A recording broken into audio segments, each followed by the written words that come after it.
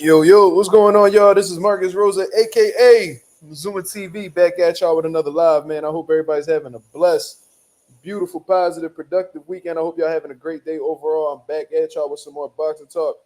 We're gonna speak about what's currently going on today, man. We're gonna speak about Terence Crawford and Teofimo Lopez going at it on social media, along with Nick Ball's performance against Ronny, Rios. Then we're gonna get into some open boxing topics. You see what I'm saying? Probably gonna talk about who's possibly next for Nick Ball. Just assessing his performance overall. You know what I'm saying? Just, getting into the shits. You feel what I'm saying? Shout out to everybody that's in the building so far. Tom is right. He said, salute Mazuma. How's your day, fam? It was a pretty good day. You know what I'm saying? I was supposed to get a haircut. My barber bailed on me, though. But I was able to get my son a haircut. You know what I'm saying? So that's all that mattered. Got him his haircut. You know what I'm saying? I just been chilling in the crib for the most part. You feel me? So, oh yeah, and I had my first class for my my group classes for the next 6 weeks. So yeah, I'm on that as well, man. Shout out to everybody that's in the building. It was a pretty solid day. You feel me? Agent says, yo, what's going on, my brother? What's going on? What's going on? One of the members of the channel. See what I'm saying? But nah, man, it was a pretty good day overall. Agent 007 said Nick's performance was really good. Yeah, man. Nick got some skills, man. You know what I'm saying? I see a lot of people compare him to like Isaac Cruz and shit like that. What? Some nigga wrote, I guess he was talking about my haircut. He says, you look good with or without one. No homo, though. Niggas be out of pocket. Niggas be out. I swear, niggas be saying anything on here. But now a lot of people be comparing Nick Ball to Isaac Cruz. But the only thing I think they got in common for real, is that, you know what I mean, they both short. You feel what I'm saying? They both like pressure fighters. You know what I mean? They come forward, they let their hands go, they're aggressive and all that. So I guess like the aggression along with the hype, but besides that, man, I feel like they totally different fighters. I think Nick Ball got a lot more skill than Isaac Cruz. I think they both could be outboxed if in front of the right style, honestly. But I think Isaac Cruz is probably the bigger puncher. Maybe. You see what I'm saying? But besides that, Nick Ball, he got some skills, man. And one thing I noticed between Nick Ball and Isaac Cruz will smother himself a lot and will fuck up his ability to really get some leverage on his punches. Nick Ball, he has a pretty good understanding of how far or how close he is to his opponent, and he lands some devastating shots, man. You see what I mean? So I just think that Nick Ball is more intelligent of a fighter than Isaac Cruz. You see what I'm saying? Both dangerous fighters, but I think there's a couple more wrinkles to fucking Nick Ball's game in comparison to Isaac Cruz. You feel me? He said at least Nick throws 1-2s. Yeah, man. Yeah, Isaac Cruz, he throw bombs off the rip. Yeah, it'd be all hooks. Like this man don't use his jab or nothing. Nick Ball actually got a jab. That's what I mean by just being the more intelligent fighter. You feel me? So yeah, that's pretty much it, man. What's going on? Let me see who in here. Boxing Film, what up? Yours truly, what up? Even though you said that wild shit, what's going on? Slime, what's going on? Coffee Plant, what up? Yeah, I can tell them notifications ain't come in, but it's Saturday anyway. Niggas out, they ain't got shit to do. I mean, niggas got shit to do. You feel what I'm saying? Anonymous said Nick Ball is a way better fighter than Pitbull. I agree. I think he's much more intelligent. For sure. He's a lot more educated. He got more tools. He said dudes be blades. That's a fact. But yeah, man. Let's talk about what's going on right now. But before we do that, let's get the likes up. We got 7 likes with 9 people in the building. Let's get them 9 likes going. You feel what I'm saying? Let's get the algorithm on the up so the people know Zuma TV is live. You feel me? They partying up to no good. Who you talking about? Partying.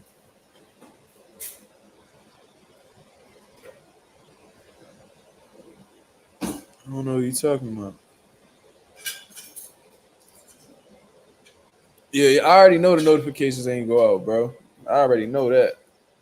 I could tell off the rip. Like if a lot of people come in right away, then I know the notifications got sent out. But if it takes a while for people to come in, that let me know everything I need to know. You know what I'm saying? But ain't nothing I can really do about that, man. Y'all could just check in around this time, and if I'm on, I'm on. If I'm not, I'm not. You feel what I'm saying? That's just what we gonna have to go with at this point in time. You feel me?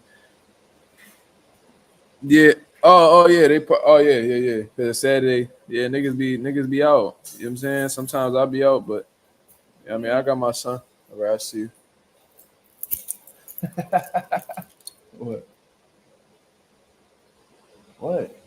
What? No. He said you grinding regardless. Yeah, that's a fact. That's a fact. That's a fact. All right, bye. Have fun. But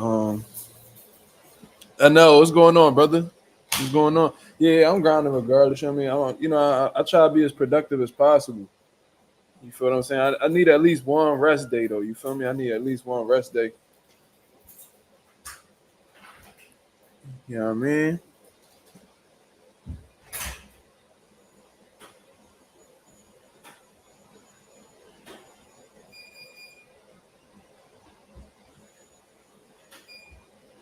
All right. Haven't had one of those in a while. What you talking about, bro? No. Oh, you must be talking about a rest day. Yeah, man, it's important to get at least one rest day throughout the week, man. Especially with the crazy ass schedule that I got, man. I try not to burn myself out because burnout is a real thing. You feel what I'm saying? I've experienced that multiple times. You know, you just gotta know when to take a step back, bro. That burnout can happen to you the beginning of the week. Yeah, I mean the middle of the week, the end of the week, regardless of what it is, man. Take the time to preserve your mind because you only got one, and you know what I'm saying. You don't want to come up short on any mental health issues or anything like that as a result of you not taking a break. You know what I mean? We all got our limits. You feel what I'm saying? And usually I start to feel it towards the end of the week. So I move accordingly. So you talking about the kiss? Hey man, I'm blessed, bro. I'm blessed for sure. She about to go out with the family and all that, so you feel what I'm saying? It is what it is.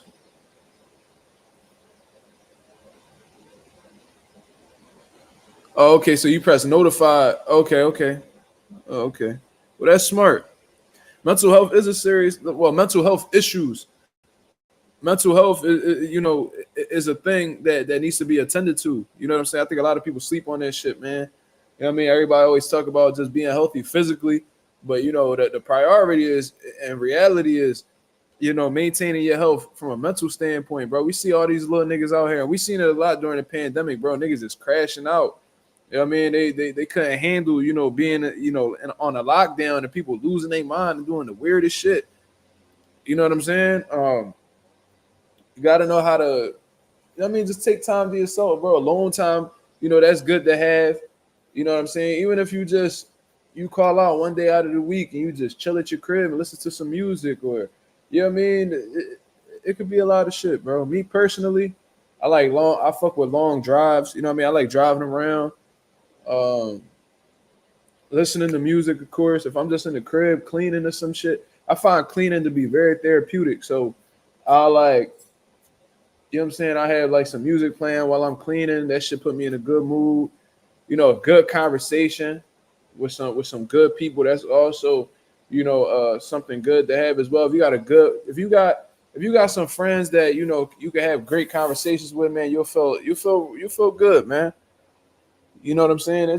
Everybody's different though. I'm just telling you what helps me from a mental aspect. You feel what I'm saying? I was gonna have some of the homies come through today and just kick it. You know what I'm saying? I wasn't even gonna go live for real, but I put that out there too last minute. You know what I mean? So niggas was attending the other shit, so I feel them.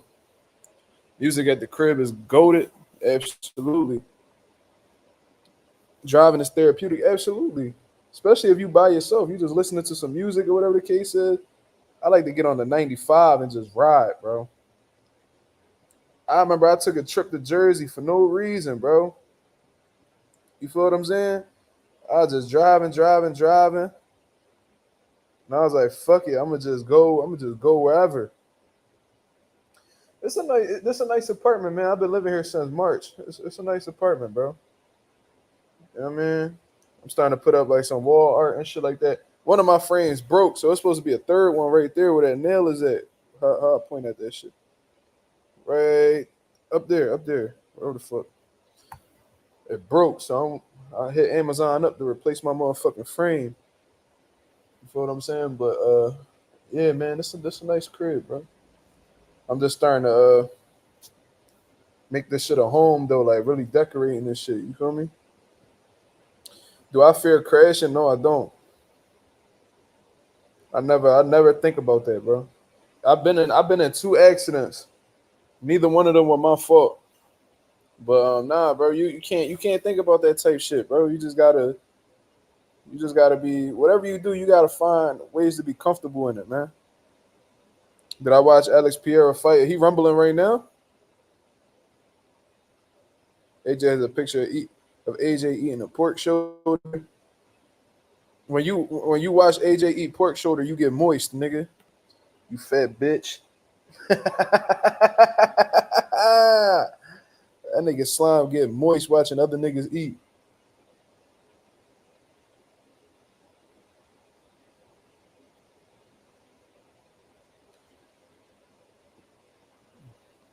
Hold on, he said there's no drivers who get you pissed. Of course, man. Philly got a lot of shitty ass drivers. Jersey got a lot of shitty ass drivers. You feel what I mean? But you know, I don't really let the road rage get to me. You feel what I mean? I just keep going because, in all honesty, bro, if I get out that car, it's gonna be a problem. So I don't even want to do all that. You feel what I'm saying? And niggas get killed with with fucking with that road rage. Niggas get killed, and I ain't trying to be one of them, and I ain't trying to be the one to catch a body. So you know what I'm saying? I leave that shit alone. But nah, bro, look, man, like at night, what is it? What time is it over here? It's 10:30 at night right now, like on the dot.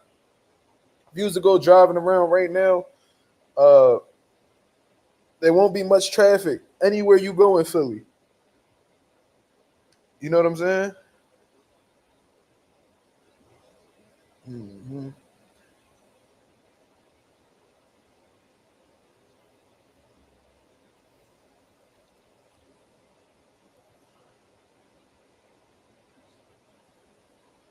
1 p. Yeah, that's what I'm trying to figure out. 1 Pierre rumbling. I probably throw that shit on the TV.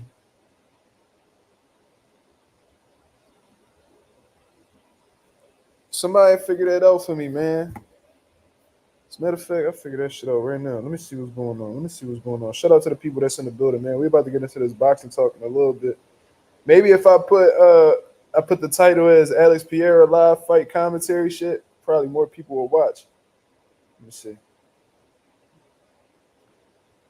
They're gonna rumble.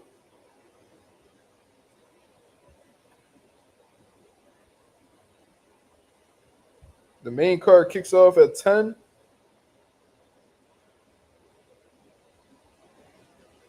Let me throw this shit on the TV, man. Y'all give me a little bit. Roundtree is dangerous. I was watching. Look, I trained this Muay Thai fighter at my gym, and he be keeping me in tune with what's going on with MMA. Mind you, I used to watch MMA growing up a little bit. This was like, you know what I'm saying? My stepfather was a big fan of Anderson Silva. You know what I'm saying? So every time we used to watch this, you know, Anderson Silva Rumble, uh, I was always tuned in. Then I started watching John Jones on his come up. Hold on real quick. My son's sleeping in this room.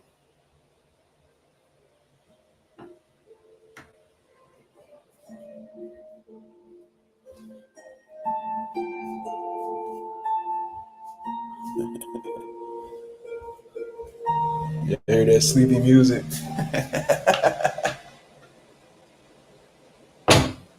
My son be fucking rock. That music put him right to bed. My son was trying to go to sleep at like 6. I'm like, man, get the fuck out of here. That's because he woke up at 6:30 in the morning, bro. I'm like, what the fuck, nigga? When you wake up this early? I drove him to get the haircut. He fell asleep on a ride over there. Um, he slept like a whole hour in the car, yo. And then you know, my barber had ended up canceling on me. Like he sent me the message at like 10 in the morning, but I didn't even read the message. I didn't look at my phone. I just automatically assumed he was gonna be there. So I drove. While I'm walking up to the barbershop, I looked at my phone and seen the message. I'm like, fuck. So I ended up hitting up one of my fighters that's a barber and shit. He said, yeah, just come at 5. So I drove back to the crib. My young boy still asleep. Took him up here to the third floor of this fucking building, still asleep. I'm like, damn, nigga, like you really sleep. Then he fell asleep again when I took a nap in the crib. And then I drive him back from the barbershop. He all rubbing his eyes. I'm looking at the time like, nigga.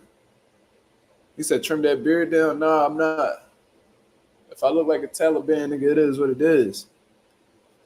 But nah, nigga, he was just real tired today.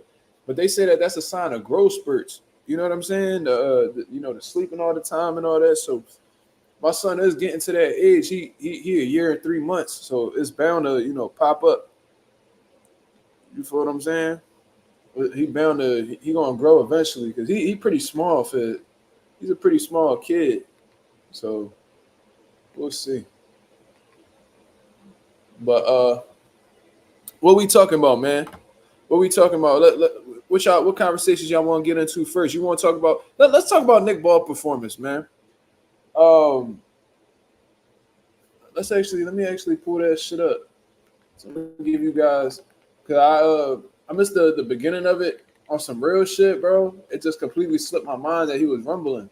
I had seen the whole build up to it, I had seen all that. But I was actually on the move with my son while this shit was going on. Let's see.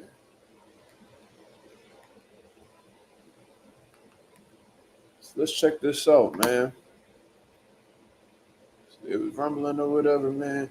And the fact that Nick Ball is that small and is able to be that effective in his weight division, bro, that's impressive, man. He's very small, bro. How tall is Nick Ball? Like 5'3"? Nick Ball punches with bad intentions. He understands range real well for a short fighter, man. He gets great leverage on his shots.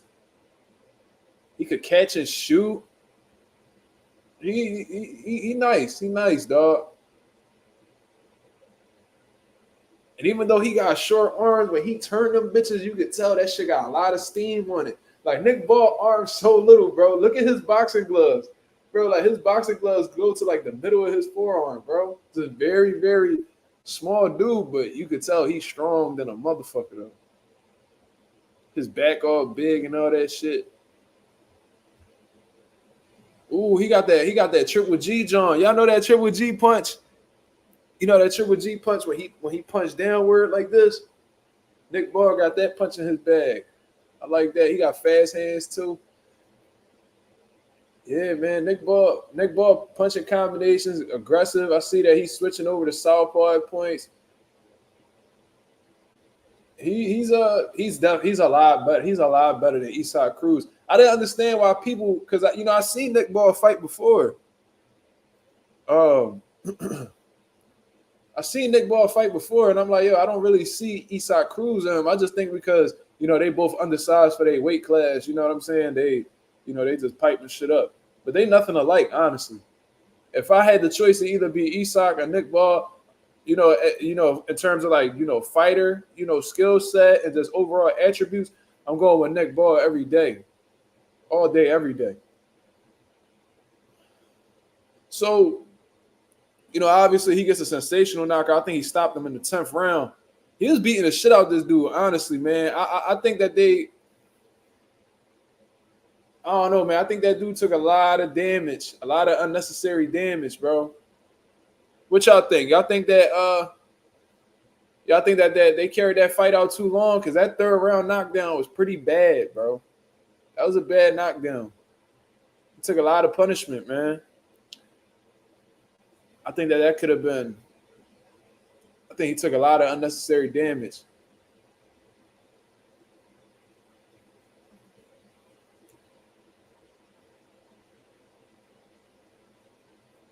Yeah, that's what I was saying. Anonymous, like that fight could have, like from what I was watching, I'm like, damn, I think I started watching around like the 3rd round.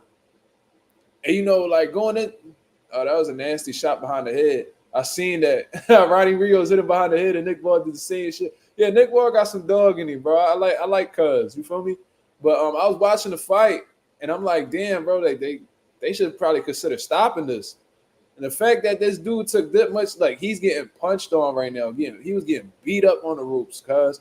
And he was able to take the shots, but just because you can take the shots don't mean that you should be accumulating all that damage. You feel me? Stop Moses says, I want to see Rafael Espinoza versus Nick Ball. Now, that's a hell of a fight. That's a hell of a fight. A 6 foot, 126 motherfucker against a 5'2", 126 motherfucker, bro. That'd be crazy, bro. But that'd be a hell of a fight. Let's not get it wrong. I think that'd be a war for sure. But I think this motherfucker, I think he gonna get his revenge, man. I think Robesi is gonna get his revenge, man. Nick Ball or Fulton.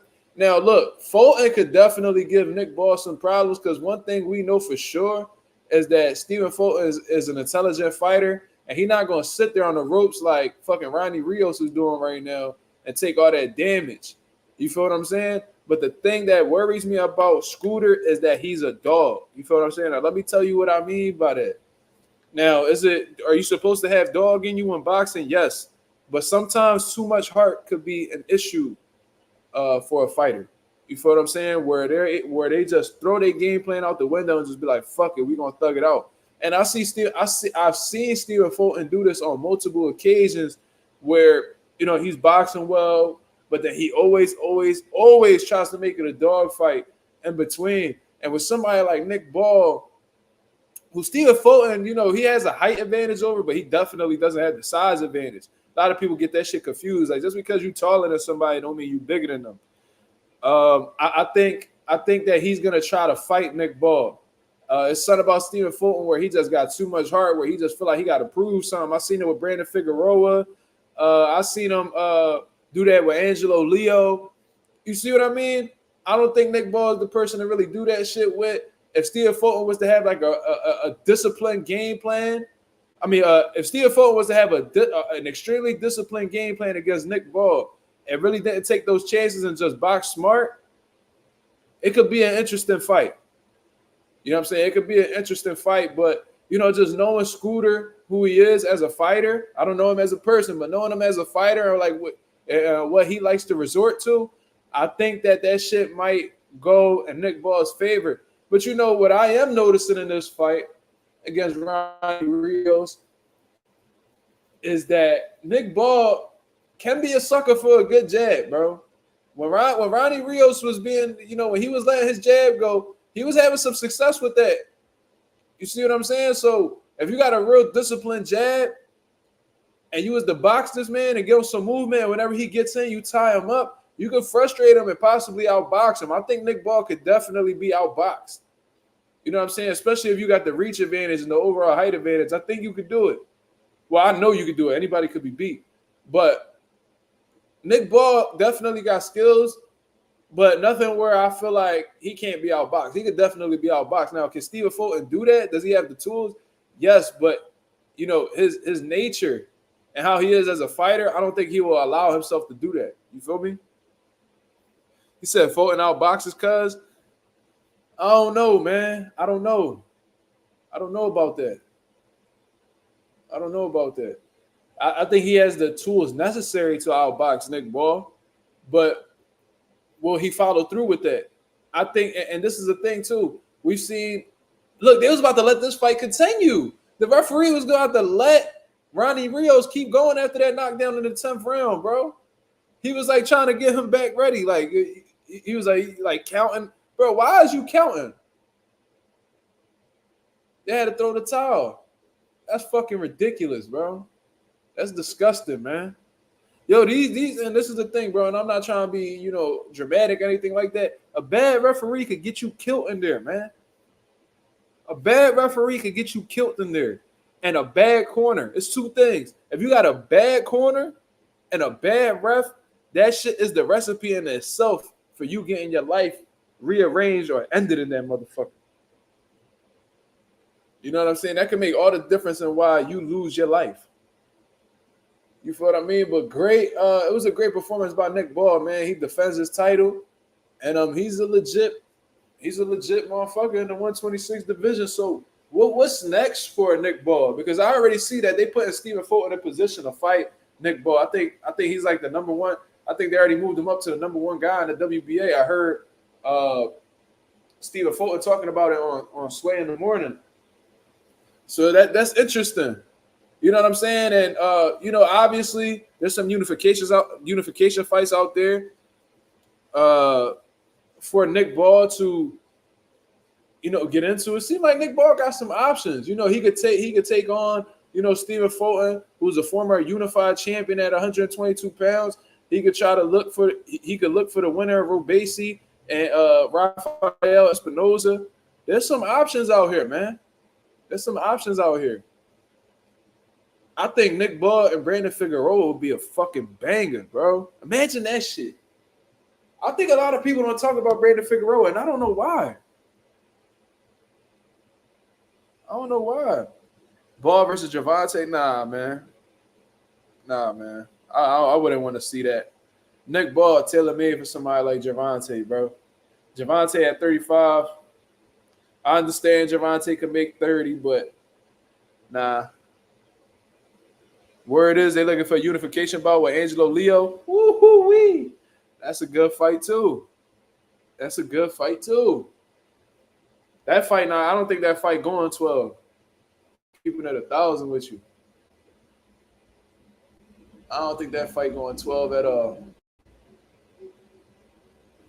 Tank with demolished, but yeah, I don't want to see that, man. Yeah, and I feel like you low-key knew that, boxing film. I feel like you low-key knew that. The last thing we want to see is we don't want to keep seeing motherfuckers move up to fight Tank. You feel me? We don't want to continue seeing that. Mark don't like the 30 division. Why not? How don't I? Let's look over the 130 division. Who is it that I don't like at 130? Lamont Roach, who's about to fight Tank, he's in the 130 division. We got Oshaki Foster. He about to rematch Konsei Sal. My fault. They're giving. Hold on. Let me turn this shit off. This shit distracted me. 130 got some guys, man. What's wrong with 130? Why you say that?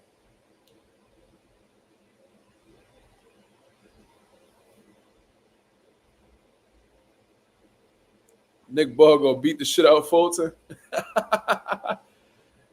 Damn, he said Ball will probably beat NUA too. That'll be an interesting style, man. I think that'll be a very interesting style matchup for NUA. You know what I'm saying? But it seems like NUA is already prepping for his come up to 126 based off of what the people saying. It seems like that's something that's very realistic in 2025. 130 is that 130 got some guys, man.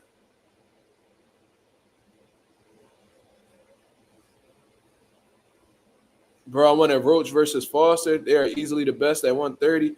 Yo, but Roach be talking like Oshaki ain't shit. You know what I'm saying? That's like, damn, dog. Like, for real? That's how you feel? That's how we feeling right now. And Raymond Ford at 130 now? And he about to make his debut at 30? Shit. 130 gonna be hot, cuz.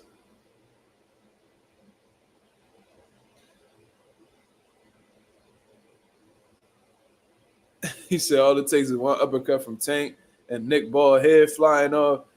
Yeah, Nick Ball, he take a lot of chances, so he be getting hit too. He was a little bit bloody after this rumble. You know what I'm saying? He definitely took some shots. I don't think he could afford to take those shots against Gervonta Davis, though. A lot of people can't. But how small Nick Ball is, bro, and this is the thing, too. Tank be hurting motherfuckers punching up, right? So imagine how much power his punches would have if he's punching down, bro.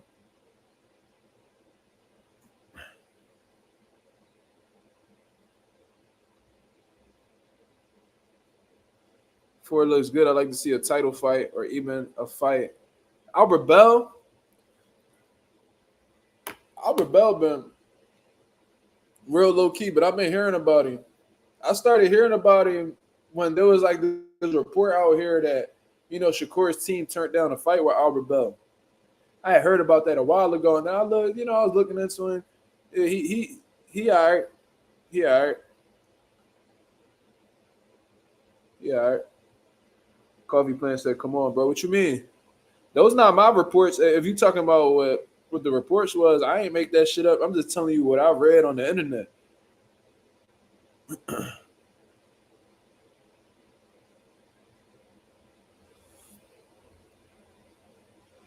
Nah, boxing film. That's not what we doing, bro. We not gonna push for that fight. You know what I'm saying? Shakur could get an opportunity at Tank at 2025. You know what I'm saying? There's fights that Javante could take that's a lot more meaningful than Nick Ball, bro. Don't nobody want to see that shit, bro. 2025 gotta be that gotta be Javante's year, man. If he goes through 2025 without fighting an elite level dude, it's like, bro, how can you still be a fan of this man after this, bro? We've been waiting patiently for years for Javante to fight somebody that we actually care or feel like has a chance, in a fight against somebody. Ryan Garcia, that was a popular fight, had the casuals involved, had the hardcores involved. But it was like we low-key knew what was going to happen to Ryan. We knew stylistically, like a lot of people was banking on Ryan hitting Tank with a left hook. But like, come on, dog. Like we saw Ryan Garcia's skill set. We seen his lack of defense. We knew Tank was going to do something to him. You know what I'm saying? Like, let's actually see him in a fight where it's like somebody might had a recipe to cook Tank or may possibly even beat him. You see what I'm saying? Why us fans push for Bud and Canelo but not Tank Ball? I never push for Bud and Canelo, so that definitely don't apply to me. I never push for that fight. Now, there's fans out there that's pushing for that fight, yeah, but me personally, I said I'd rather see Bud take over 154 or at least attempt to. I had caught as soon as he beat Earl Spence, I called for him to fight Tim Tszyu and all those other guys. I never pushed for Canelo. I told you guys I don't even want Canelo to have that name on his resume. I don't even want him to have that as somebody to brag about beating. I don't even want him to have that opportunity. You see what I'm saying? All these dudes moving up in weight to fight him. Jamel moved up 2 weight classes. Now he a body on Canelo resume. Bro, we shouldn't keep doing that. Because, Canelo had smoke in his division and motherfuckers had to move up because he was ducking so crazy. So somebody take that belt off. Let me see.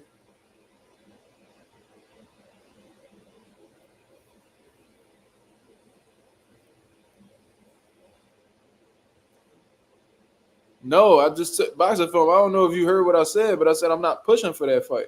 That's not happening. Like, that's not happening at all. Like that's not gonna happen on this channel. You feel me? I won't be pushing for that fight. You feel what I mean? But like I said, I was never one of those people that pushed for Bud and Canelo. I said I wanted Bud to fight the other guys at 54 and go for undisputed there. If not, fight Jaron Ennis. That's what I said. You feel me? He got to be trolling. He got to be trolling. Somebody needs to take that belt off Ray Vargas. Hey, man. Let me see. Who's ranked in Ray Vargas sanctioning body? Let's see. Let's see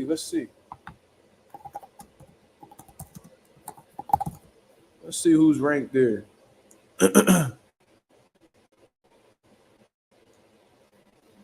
Let's check the WBC rankings.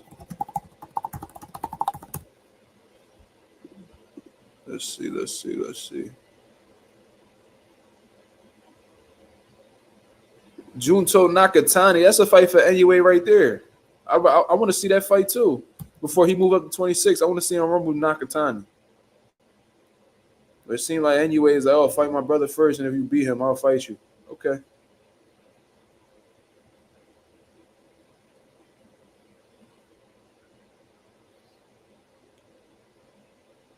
What the fuck is going on? Why I can't see it?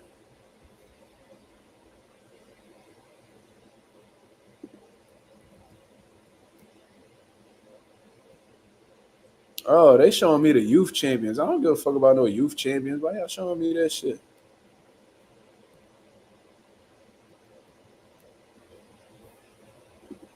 All right.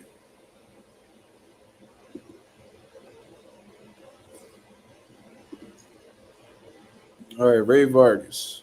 Let's go here. 36-1 with 22 KOs. Robesi Ramirez and Bruce Carrington. Stephen Fulton got up to number 4. Wait, how the fuck? Wait. Oh, okay. Never mind. I'm tripping. Stephen Fulton got to number 4 in one fight. Suleiman Sagawa is number 3. Bruce Carrington number 2. Robesi Ramirez number 1. Now is who Ray Vargas with Top Rank, right? Was he? Is he? Am I tripping? Who's he with? No, I might be tripping. Let me see.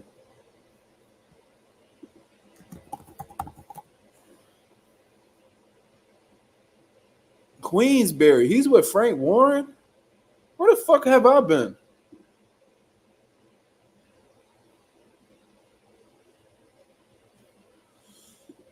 Let me see. Some of these fighters for real be watching YouTube and curious what we think. So if they find something interesting, they call up the team trying to make it happen. Let's push for Tank. No, I'm not, bro. You don't hear what I'm saying, bro? God damn. It's really not that fucking serious, bro. Nigga, no. Fuck, you don't understand. I had no idea Ray Vargas was with Frank Warren. All right. Well, considering the fact that Frank Warren, Queensberry, Riyadh season, that opens up the floodgates for a lot of fights for Ray Vargas. So Ray Vargas could definitely get something popping with Bruce Carrington or Robesi Ramirez. That's. But then Robesi, he caught up with and he trying to get that lick back.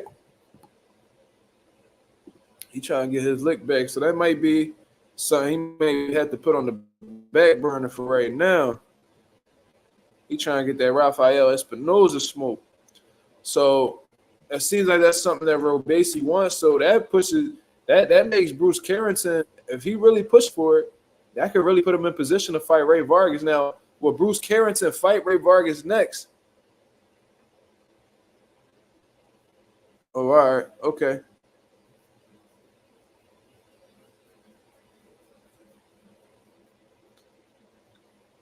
He literally fought for Frank on the 5v5. Okay. That definitely wasn't the 5v5s I was paying attention to. But, all right. That's what's up.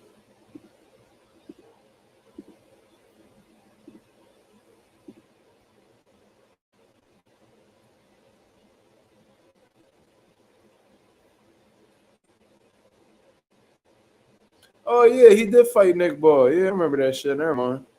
I remember that shit. All right.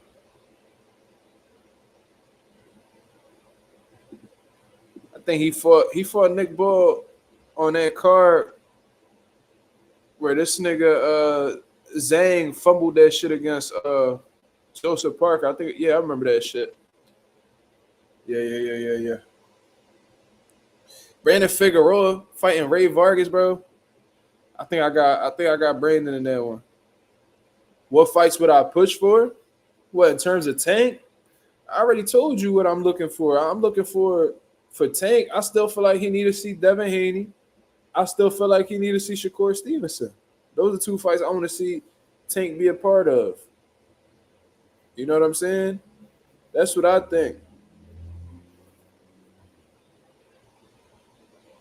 That's the thing. I only feel like Tank only got like 2 good fights in front of him that's like legacy defining for him. If he get rid of both of them, shit, you can even throw Teo in there. Shit, Teo looked like he out here begging for money. It seemed like he need a little good check. He trying to get up out of this Top Rank deal right now. Why is Ball getting so much love, bro? It just seemed like you don't like Nick Ball. Maybe it's because he fought today and he just got a knockout. And he's currently one of the champions in his division. Yo, Boxer Phone, you You getting kind of annoying, bro. I ain't even gonna lie to you.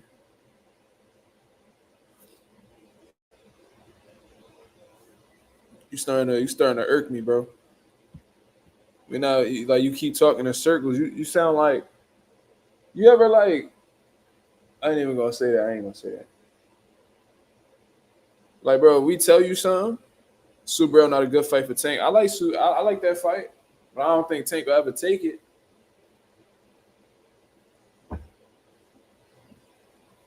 Subaru versus Tank, that's a very dangerous fight, but I don't think Tank will ever take that fight. Yeah, Brandon, I got Brandon. I got Brandon. Yeah, Pagai, like this, he been pushing this whole shit for the last 40 minutes, bro. Since we've been on here talking about this shit, this nigga been talking about ball and Tank, bro. Like, why the fuck we want to see a 5'2", 126-pounder fucking fight Gervonta Davis, who's fought as high as 140?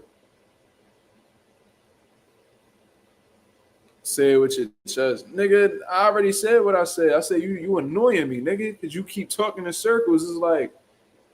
It's like when you talking to like a bitch who caught up in their feelings. It's like you tell them one thing and then they don't hear nothing you saying. It's like you talking to like a brick wall, cuz.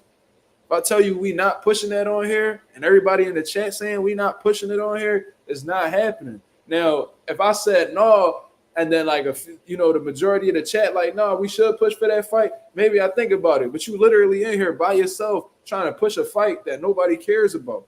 Why would you want to give Gervonta that type of fight when he has bigger fights on the table that we care to see? The fans are demanding much bigger fights. The fans are demanding much bigger fights than a fucking Nick Ball and Gervonta Davis fight, bro. Thomas Ray said, I got Tank beating Subriel, not gonna lie. I mean, that's possible. That's possible. But it'd be very interesting to see because you already know Subriel gonna be on a million if there was the fight. Like he definitely gonna be on his Michael Myers shit. If he's able to take Gervonta Davis's punch, how's he gonna be able to deal with Subriel pressure for 12 rounds? That's gonna be interesting, bro. I would love to see that fight.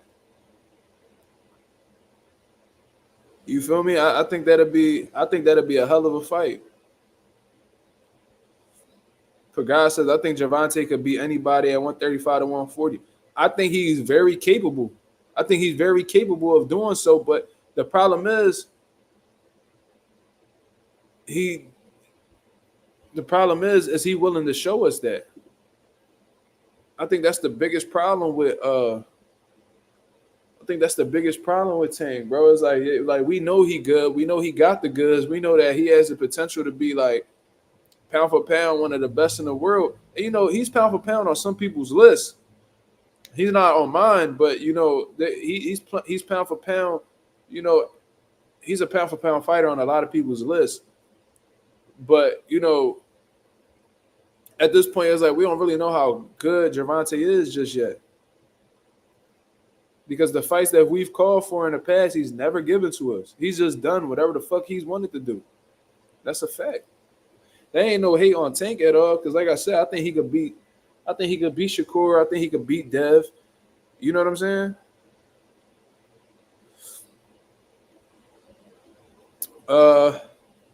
Boxer Film says, you think he would play the counterpuncher boxer like Thomas did?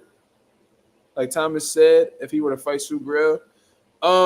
It will be hard for me to believe that Subriel would take a back foot in that fight. A back step. I would definitely be under the impression that Tank will be on the back foot that fight and definitely be shooting counters like similar to how he did with Rolly Romero. I think he'll take that same approach. Definitely use his legs. Definitely look for some openings while Subriel throwing punches, pick up on some defensive flaws. And, I could definitely see that. You know what I'm saying? I could see him boxing. I don't see Tank. Tank not really somebody who really sits and fights on the inside. You know what I'm saying? He likes to fight at I think he boxes more comfortably at mid-range. At a mid-range type of fight. You feel what I'm saying? I don't see him getting deep in the trenches with Subriel. I think he just I think he's gonna stay patient. I think he's gonna box, use his legs, and as soon as Subrel gets too predictable with his offense, or he gets too predictable with like him dropping his hands, or any type of defensive flaws, I think Tank will attempt to make him pay for that.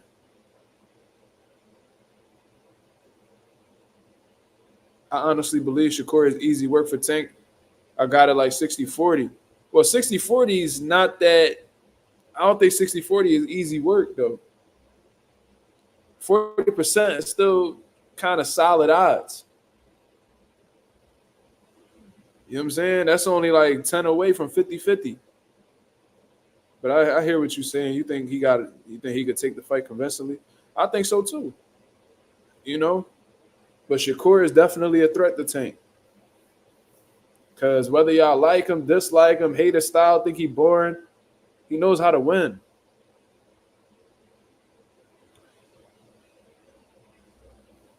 You know what I'm saying?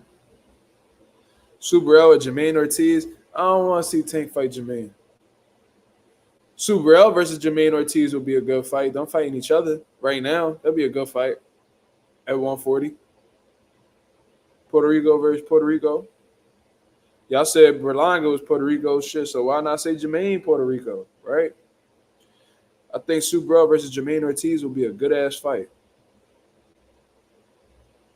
Because you already know Jermaine gonna get right back on his bicycle, trying to box Subrel. Subrel gonna be trying to find his way in and trying to get Jermaine up out of there. So I think that'll be a good fight. Don't fight each other. I never even thought about that fight, honestly. But why not? Shout out to the 19 people that's in the building. Let's hit the like button. Well, 23 people in the building. Let's hit the like button, man. Let me see where the likes is at, man. Let me see where these likes is at. Let me see. We got 17 likes. We can get 23 likes with 23 people in here. Come on. Boxerphone says, I don't like how the fans diss Subrel after a loss. Man, look, man, I think a lot of the people that was backing Subrel at one point in time was people that, were haters of certain individuals. Like Devin Haney haters. They used to back Subrel. Teofimo haters, they would back Subrel. I don't think they were genuine fans of Subrel. They like the possibility of Subrel beating a fighter that they disliked or they found to be a threat. You feel what I'm saying? Me personally, I love Subrel's style. You know what I'm saying? I love how the way he fight. You know what I'm saying? I wouldn't necessarily call it a guilty pleasure, but I like those type of styles. That Subrel is. No fear. You know what I'm saying? Walk them down, search and destroy. Type of fighters, punching with bad intentions, relentless machines, bro. Like I love those type of fighters. And regardless of what people say about Subrel, that he don't got defense. I think Subrel's defense is, I think it's overlooked just a little bit, man. I think a lot of people don't really pay attention. He's not bad defensively, how everybody make it seem. He catches a lot of shots with the high guard. I see him slip shots. I see him catch shots over on this side, brings the hand back over here. So he has some defensive abilities, but I just think it's overlooked because of, his aggressive come forward style. I think his defense is a little bit underrated. And Andre Ward even mentioned it himself. So I know I ain't tripping. If Andre Ward see it, I don't know how the fuck you could go against that. That's Andre Ward, man. Do I think Matias struggles to make 140? I don't know. I have no idea. I never heard of him missing weight, especially since he became part of the mainstream in boxing. I never heard of him missing weight. I know he definitely be putting on some pounds though, because his face be looking nice and round. Pause. When he in his when he taking a little break or when he don't got a fight date. But I have no idea. I can't even tell you. He said, I think Shakur got what it takes to survive a couple rounds against Tank. We're going to end up on his ass in the later rounds. Shit. I mean, that's your opinion, bro. You know what I'm saying? That's definitely your opinion. It'll just be interesting to see how Tank, fares with somebody as defensively skilled as Shakur, who has the legs that Shakur has. because I don't think Tank has ever been in there with somebody who has the legs uh like Shakur Stevenson that could, move around the ring for 12 rounds and box and what I'm saying, just touch you up, then get back on the bicycle, tie you up. I just don't think he's been in there with that type of style yet. He was eating Papa John's leading up to the Paro fight. Was he really?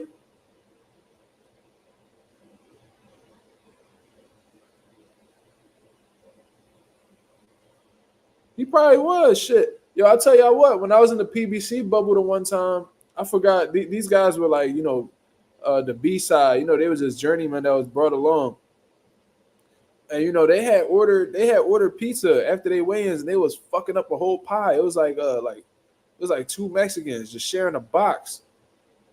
You feel what I'm saying? They was fucking that shit up, and we was all looking like, yo, that's kind of a bad thing to eat to rehydrate for a fight tomorrow. You know what I'm saying? Like niggas usually be on the steak or the pasta. You know what I'm saying? Like they some good type food. Bro, the Mexicans was in there fucking that pizza up, bro. Yo, the bubble was probably the most interesting time, man. I wish I would have been to a few more of them. I only went to one in LA on that Caleb Truax card. Because we had a fighter signed with PBC. He made his pro debut. Teofimo Burleson on there. And they had brought me over and shit, bro. We was literally like, like the big time fighters, they'll just be like in a separate hotel or they'd be like in a suite or some shit. Bro, it was literally like the undercard niggas being in the same room as the main event niggas, the big time promoters in there with the small time promoters. It was like everybody had access to each other, bro. You know what I'm saying? Like it was such a crazy time. Like, bro, I'm sitting in the room, and then fucking Lennox Lewis just walks in. No, bullshit. I didn't see Lennox Lewis. My dad ended up seeing him. I'll take that back. That was no, not Lennox. Fuck. The other dude. Well, you get what I'm saying. I forgot his fucking name. I seen Brian Kenny, Sean Porter, Caleb Plant. He was very to himself. So like he was just having people bring food up to his room and shit. But my dad had ran into Lennox Lewis when they went back to the bubble again. Teofimo Burleson, he was a 175, but he don't train with us no more. He's still undefeated though, doing his thing. Shout out to T. Anonymous said, "Can we talk about what Crawford said?" Absolutely. So let's get into that, man. Let's get into that. You feel what I'm saying? Let's pull up Twitter right here. Let's get into the interaction between Teofimo Lopez versus Terence Crawford because, they still having some problems out here in these streets. You heard?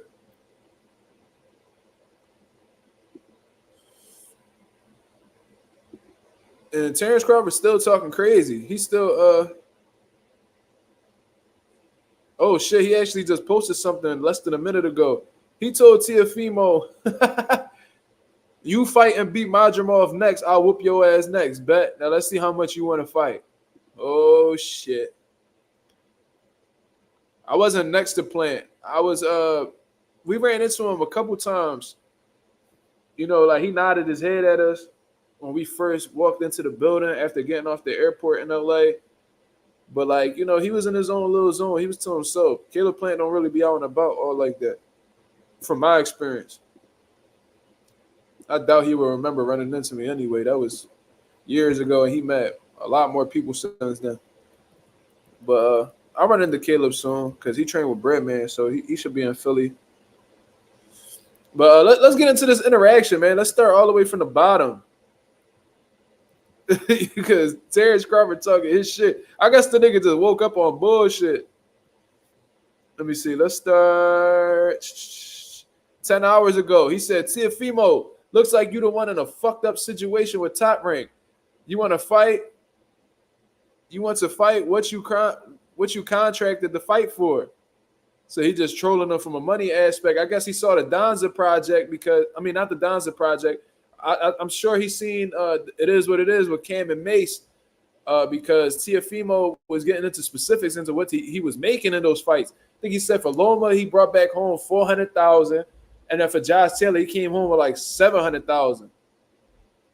I don't think this is Crawford being emotional. I think it's Thomas. I think he talking his shit.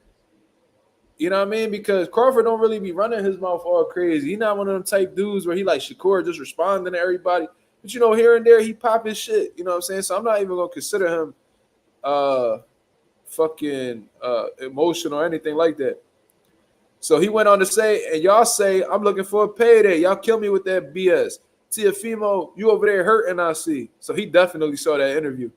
He said, I respect all fighters, but Teofimo Lopez only fought 3 fighters worth even talking about, and that's Lomachenko, and Ortiz beat him. So I guess the 3 people he talking about is probably Comey, Loma, and fucking Josh Taylor, like I had said initially. When I was talking about his resume, I'm like, yo, he keep bragging about, because even on Teofimo Lopez bio, look, it says most accomplished fighter under 30. It's like, and then of course, let's get into what he said, because he didn't say too much. He didn't say too much to Terence Crawford. You know what I'm saying? Let me see. He didn't say much to Terence Crawford. First of all, am I the only one who think that John Nina Marie from UFC, she bad? Am I the only one that think that? I think she fine as hell. Well, she all right. But I ain't even going to say nothing crazy. But when Crawford said this shit, what you contracted to fight for, he said, laugh now, cry later. Terence Crawford, I'll fight you for free. Destroying your legacy is worth more than money to me. Hashtag you always been a fan. How the fuck he always been a fan, but you the one who on his dick? You see what I'm saying? Like, you on his dick, and you over here talking about, and then he said, we either lace up the gloves or shut your whole ass up. You know what I'm saying? When Crawford had came out with that. So I guess that definitely triggered Crawford. He don't like that. You know, he big on respect. And if you talk crazy, let me get into these comments real quick. How old is she? How old is Nina, Anonymous? Hold on.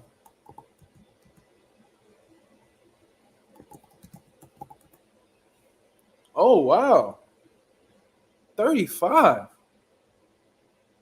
I wouldn't give a fuck. Honestly. Shit. What, she got 9 years on me? 10 years.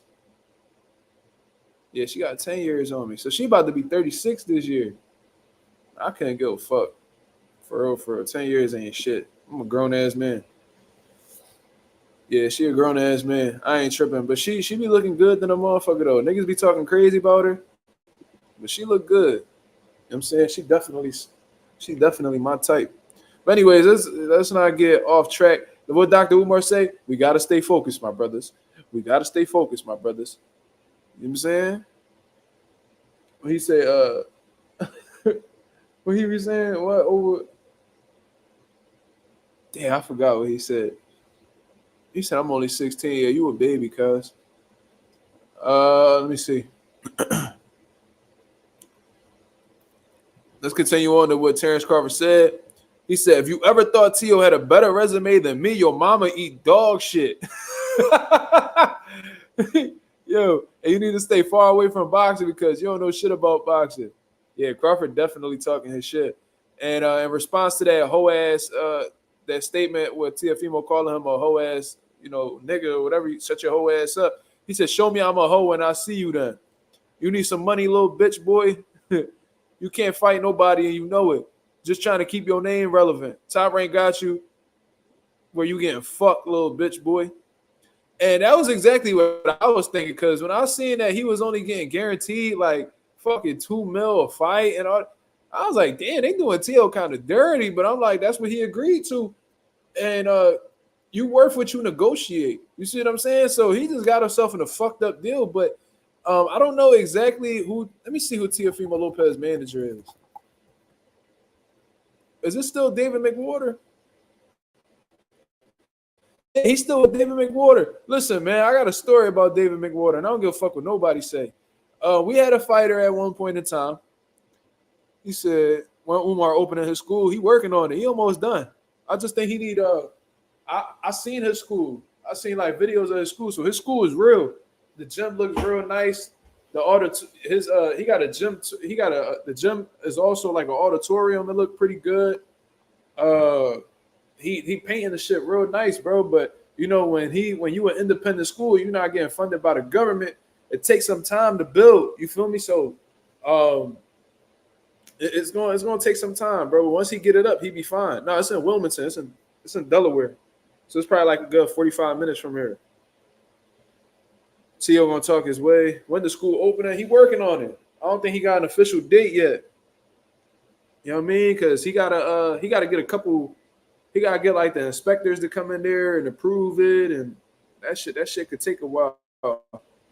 I know he just, from what I heard from him, I think he just got like the HVAC shit done there. You know what I'm saying? Who said Alex Pierre will kill you? Who said that? Me? I wouldn't even play with that nigga like that. I wouldn't even play with a nigga like that. Having a business is stressful. Hell yeah. Hell yeah. But when he get to school popping, niggas gonna be salty as shit. That's all I know.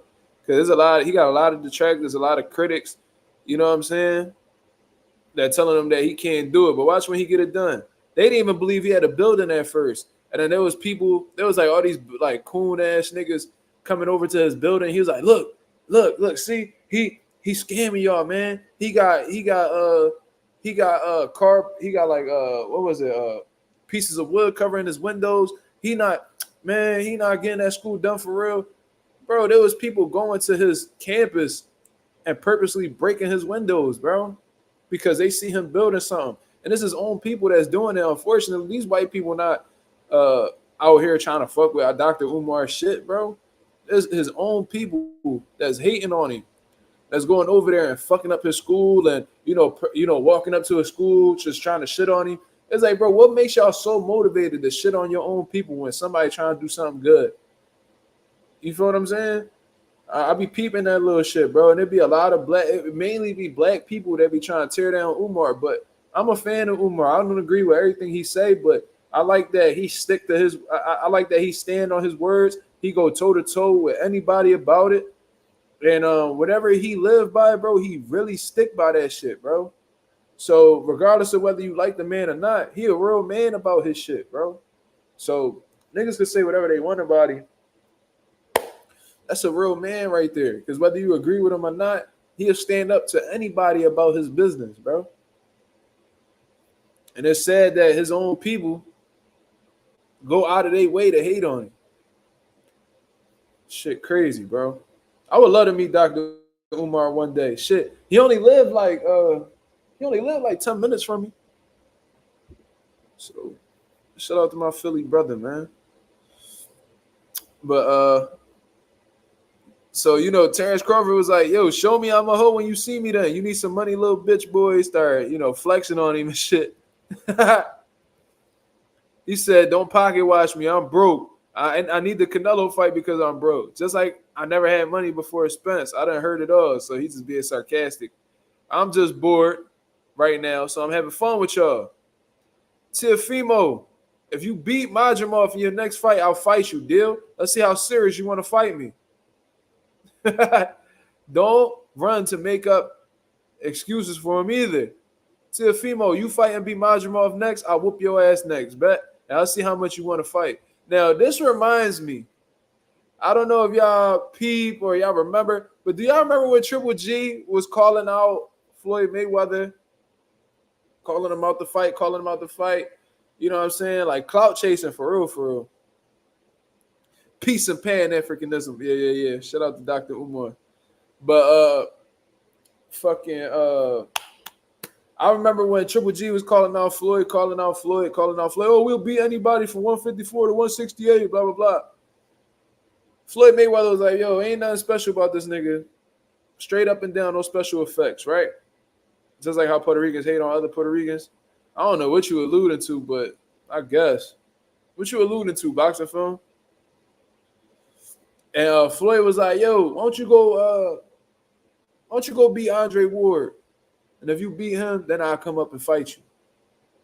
Shit was crickets after that. So look, man, and I always did. I never really understood this neither. So Teofimo Lopez was at Canelo's camp. He was saying how he weighed 156, blah blah blah, like he was getting his weight up or some type of crazy shit like that. He calling out Bud, calling out Bud, calling out Bud. But it's like, you know that Bud no longer at 147, right? And I heard you call out. I remember a specific interview that you had where you called out Bud at 147.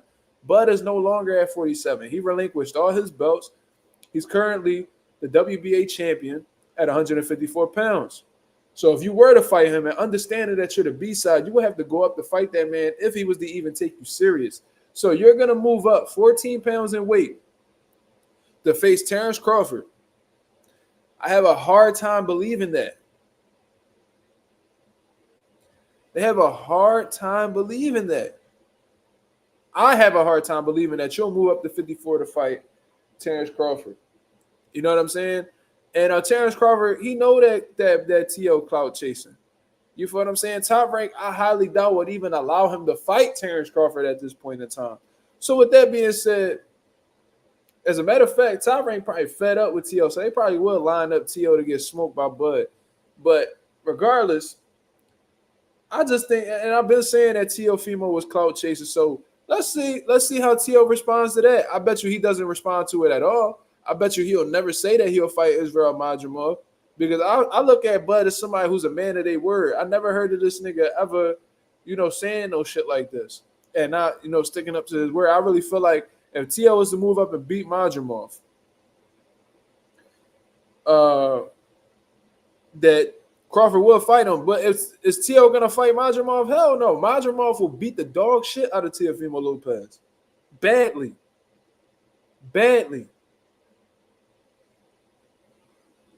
Like, T.O. wouldn't make it out with any of the top 54 dudes. Did y'all not just see his last 140-pound bout against Steve Claggett? This man struggled keeping Steve Claggett off of him. He didn't have the power necessary for Claggett. And, Claggett started getting hurt in the later rounds, but that was accumulation at that point. Teofimo Lopez had to let go his hands. He had the highest output of his career in that fight against Steve Claggett, and that's what it took to just rattle Steve Claggett just a little bit. You feel what I'm saying? If you hit somebody enough, they're going to start to fall apart. So, look, man, you had trouble keeping Steve Claggett off of you. Steve Claggett, you had trouble getting him up off of you. All on top of your eyes was all swollen on dubs and shit. Bro, you couldn't even keep up with him. You think that you're going to take a punch from a solid 154-pound fighter? Come on, man.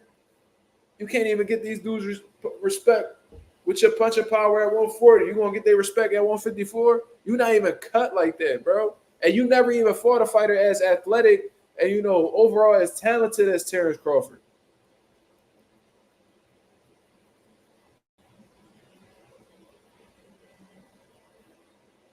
And T.O. turning down fights left and right, bro. He turned down that fight with Devin Haney, according to what the people saying. They said Turkey Al-Sheikh offered that fight to T.O., and T.O. said that he wouldn't be ready. He said he in litigations with Top Rank. So why is you calling out a fight for Terence Crawford when you legally most likely can't even fight right now? That's how I know he clout chasing. Just genuinely think about it. He's in the middle of a lawsuit right now with Top Rank to try to get out of his contract. Is he in position to fight right now? Because I remember when Mikey Garcia was having a lawsuit against Top Rank, that motherfucker couldn't fight until that shit was over with. He was talking about he was retired and all.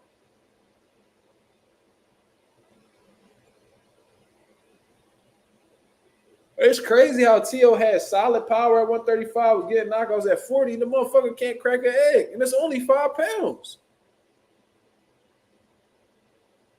And if you're showing that much of a power difference with just a 5-pound move up, imagine an additional 14. That shit gonna be pillows up there. Ain't nobody gonna be feeling that shit. Bro, they gonna pack you the fuck up and get you the fuck up out of here, bro. Shit easy, bro.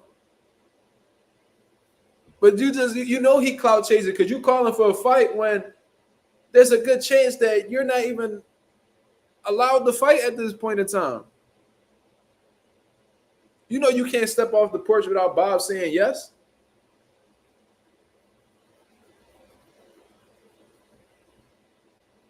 Boxing film. Remember when Tank said he would touch Bud Chin? Yeah, I remember he said that shit. But he knows damn well he wouldn't even look in fucking Terence Crawford direction if the fight was presented to him. Oh, he Tank. They bitching about him going up to 140 to fight Devin. They worried about how much he rehydrate. They was worried about how much Ryan would rehydrate. Putting rehydration clauses on 140 guys. You're not even you talking. He was just talking. Yeah, he ain't really got no defense for real. Look, when Tio was training with that dude, what the fuck was his name, bro? Fuck. Let me find his name real quick. I don't want to disrespect the man. I think his name was like George. Oh.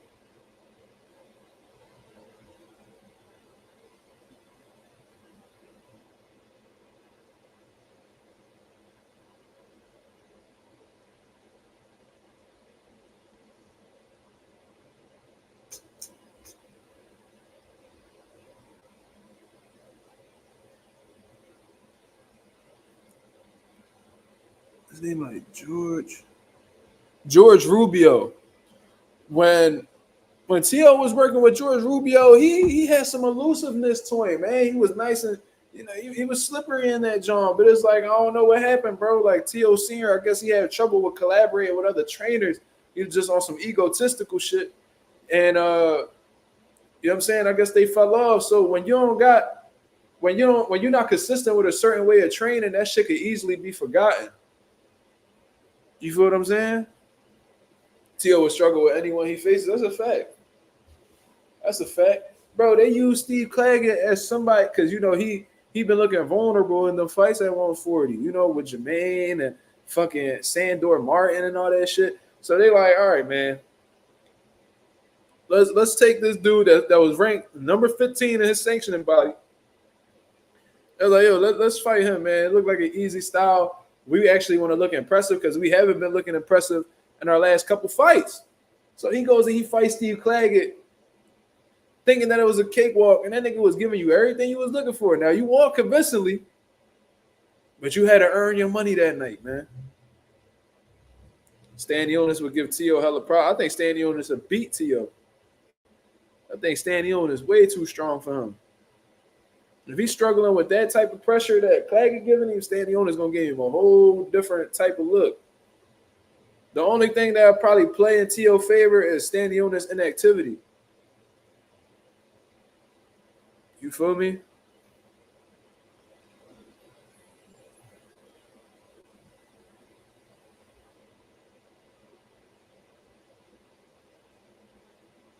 You know what I mean?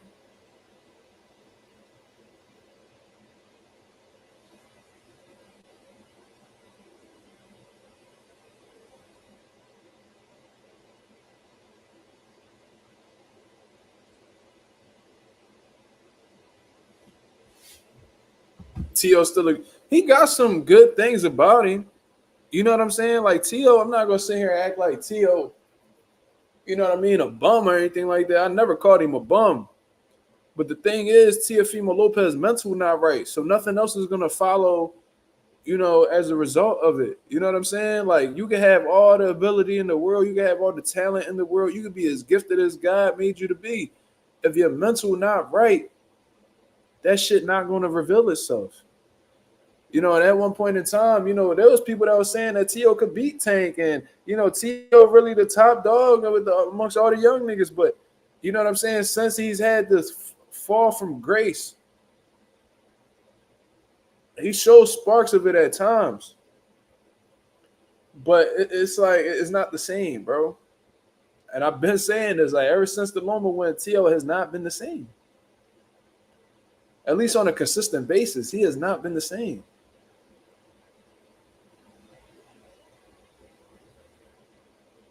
He snaked Rolly. Hey, man.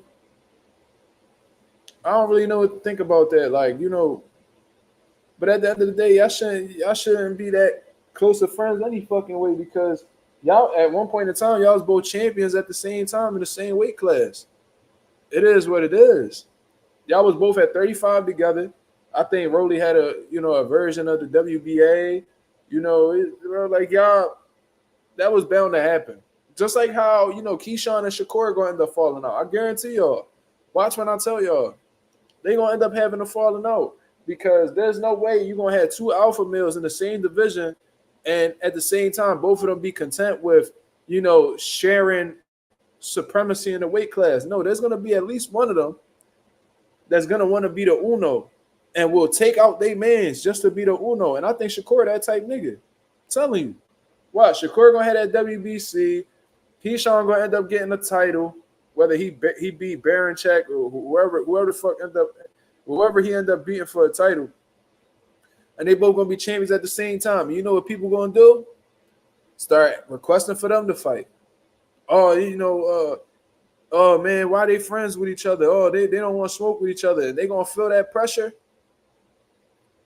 and they gonna start rebelling against it. And they gonna end up fighting. And I remember Shakur was talking about he'll never fight Key. Key said he'll never fight Shakur, but then they were on live together, and they was like, "Yo, man, but imagine if we fight though, man, that'd be so weird." Shakur was like, "Yeah, that shit would be weird." So the fact that you even like imagining that lets me know that it's slightly realistic in your head. The fact that you even imagining it, that's how shit start, bro. It all starts in the mind. Before it becomes reality, it all starts in the mind. I'm telling you. The fact that he even contemplating or even thinking about that shit lets me know that it's more realistic than what they talking about.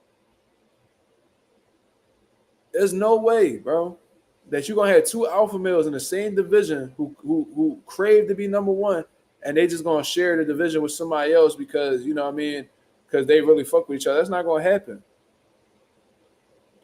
They're gonna be offered a bag, and then somebody gonna end up trying to accept it. They're gonna feel a way about one accepting the fight.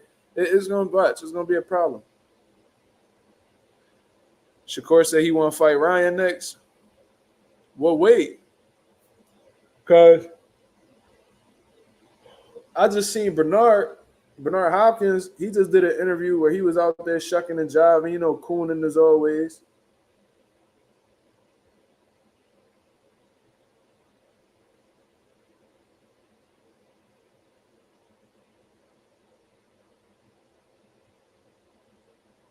Hold on, y'all.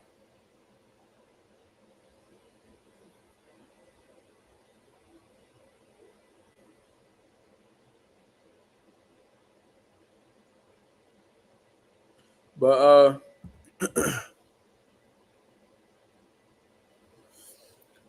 Bernard Hopkins did an interview. I think it was yesterday, today. I forgot when it was. I think it was yesterday. And Bernard was talking about how, Ryan, he looking to return at a catch weight of 43 or 47. And Shakur, and Bernard was calling for Shakur and Ryan to fight.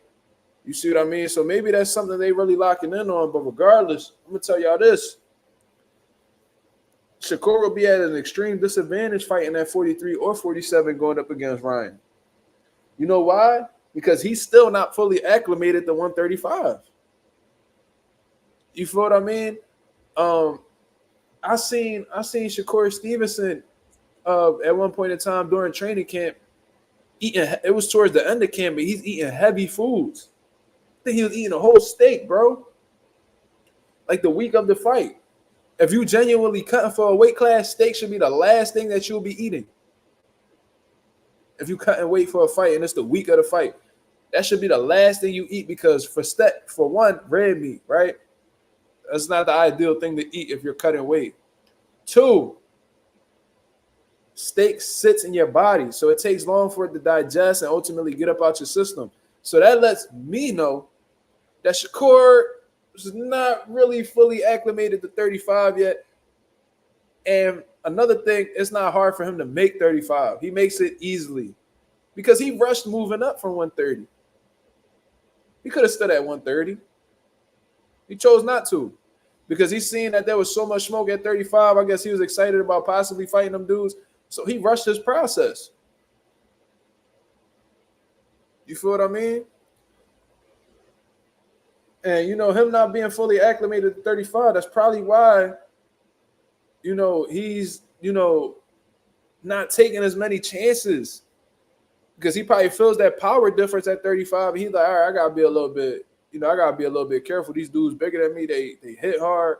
You know what I mean? I don't want to get hit flush by none of these punches, especially at De Los Santos.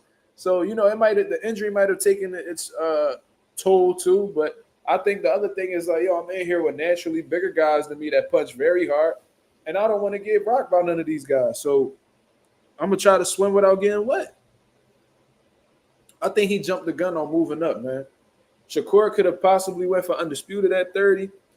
And I think he would have he was definitely the best 30 at the time that he was there. So that would have been cool to see. But, I think he just seen all the smoke that was up there with Haiti and T.O. and all these guys.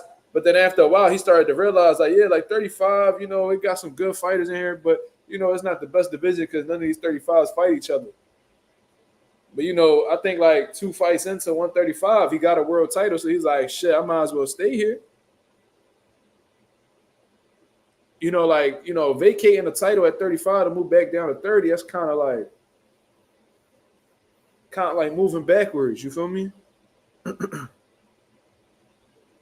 And I think he got stripped. He missed weight against Kansei, so I think he got stripped. So it's like, man, I lost my belt at fucking 30. You know what I'm saying? I got a belt at 35. What's the point of going back down to 30? J805 says, you think Roach can upset Tank? Anything's possible because it's boxing. You know what I'm saying? There's been some crazy shit that's happened that I never thought would have, came to reality. But, just based off of what I know about both guys, I don't know if Lamont, has what it takes to defeat Gervonta. They've known each other since they was kids, so he has an idea for who Tank is, but he's never fought him. He's never fought Tank at this stage, and what I mean by that is he's never fought Tank when he was this experienced. You know what I mean? They fought each other when they was kids. Tank a grown man now. You know what I'm saying? So, and Tank has experienced a lot as an amateur and a professional since last fight in Lamont. You know what I mean? He's gone up levels and levels and levels since then, and I'm sure Lamont has too. So, Gervonta definitely got to be on point, but, the power, the speed, the overall ring intelligence, I think that's enough, in itself to defeat Lamont. But I think what's really going to play its course, just like it does in a lot of the elite level fights, is the experience. I think the experience is going to kill Lamont. Lamont don't want a world title. You know what I mean? He's a current world champion right now, but he's still very green. Stop motion said, I'm looking at your old tweets talking crazy about Teddy Atlas. Damn, y'all niggas looking through my old tweets. Shit. I was talking crazy on that. I used to say some crazy shit, bro. But I still stand on that shit I said about Teddy Atlas. He overrated. And I ain't like how the way Teddy Atlas, pretty much sold out boxing. Because there was a point in time where, boxing, the UFC was doing this thing. You know what I'm saying? They was snapping with the numbers. They was cooking boxing for a little bit. You know what I mean? So a lot of niggas was jumping ship.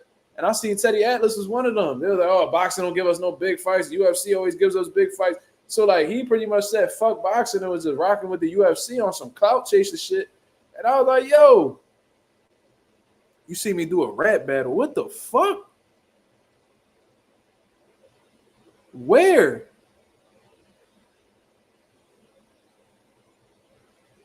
I did a rap battle. What? Yo, I'm about to take this Twitter shit down, bro. Y'all niggas looking way too deep. Nah, but I ain't like how the way, Teddy Atlas, sold out boxing.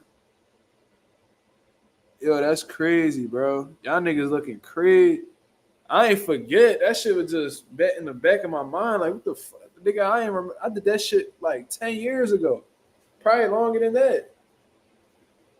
But yeah, I like how the way Teddy Atlas sold out boxing, bro. Like it was crazy. Like boxing was down for just a small amount of time, and that's when Conor was popping off with the UFC. They fights going crazy and shit. So Teddy was like, for a brief moment in time, he was like, "Fuck boxing." You know what I mean? Shitting on boxing every opportunity he can, and just bigging up the UFC. Like he was getting payola or something. Like he was on payroll. So I started calling Teddy out on that shit, bro. I'm like, yo, boxing made you who the fuck you is. You know what I'm saying? You know what I'm saying? Have some fucking loyalty. You know what I'm saying? Like, have some fucking loyalty about yourself and stop selling out the sport, nigga. Fuck you mean? Like, you an overrated ass coach anyway. You ain't never built nobody from the ground up. You made your name off other niggas' work. That's a fact. Who Teddy Atlas built up from the ground up? Who he built from the ground up? That's all I want to know.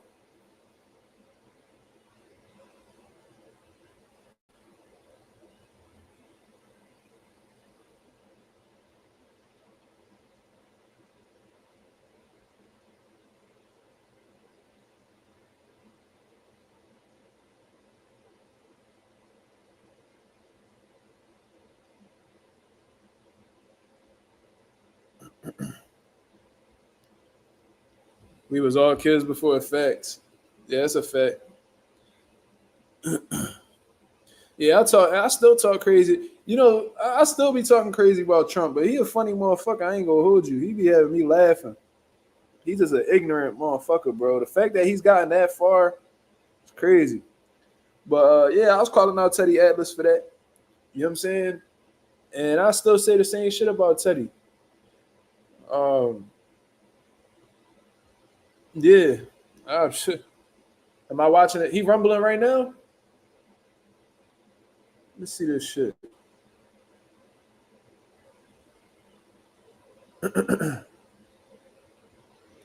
Let's see what.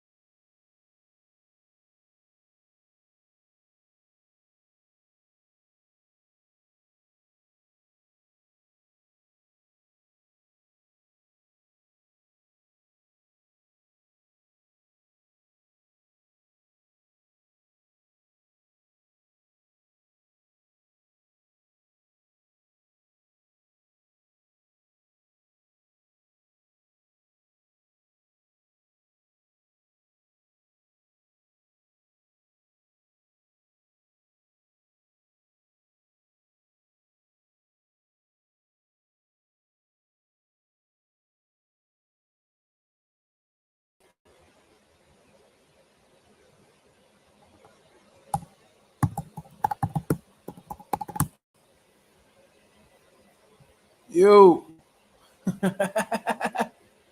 Yeah. Trump done try to get me out the game, dog. Trump tried to snipe me off the live and shit, man. Fuck out of here. Niggas had me fucked up. Y'all niggas crazy. Hold up. Let's see what's going on. What's going on with the fight?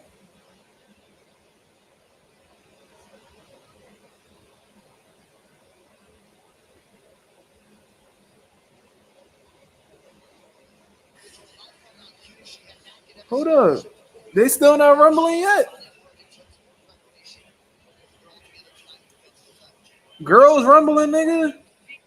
Why y'all made it seem like he was rumbling right now? Oh my god. Don't nobody want to see this shit.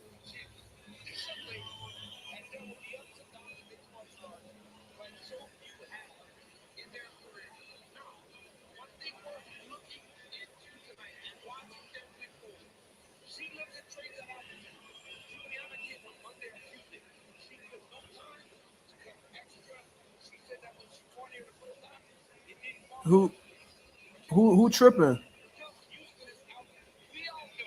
That's my girl right there, yo. That's my girl right there. She just supporting the live, bro. Nah, bro, it's about to be 12 in the morning. They about to have females fighting, bro. Niggas not about to be waiting. Man, you got me fucked up, bro. Got me fucked up. Lorenzo, what up, nigga? Oh, okay. Nah, nigga, you said you watching the Alex fight. You saying that shit like they rumbling right now. But y'all, all right, just let me know when that fight come on.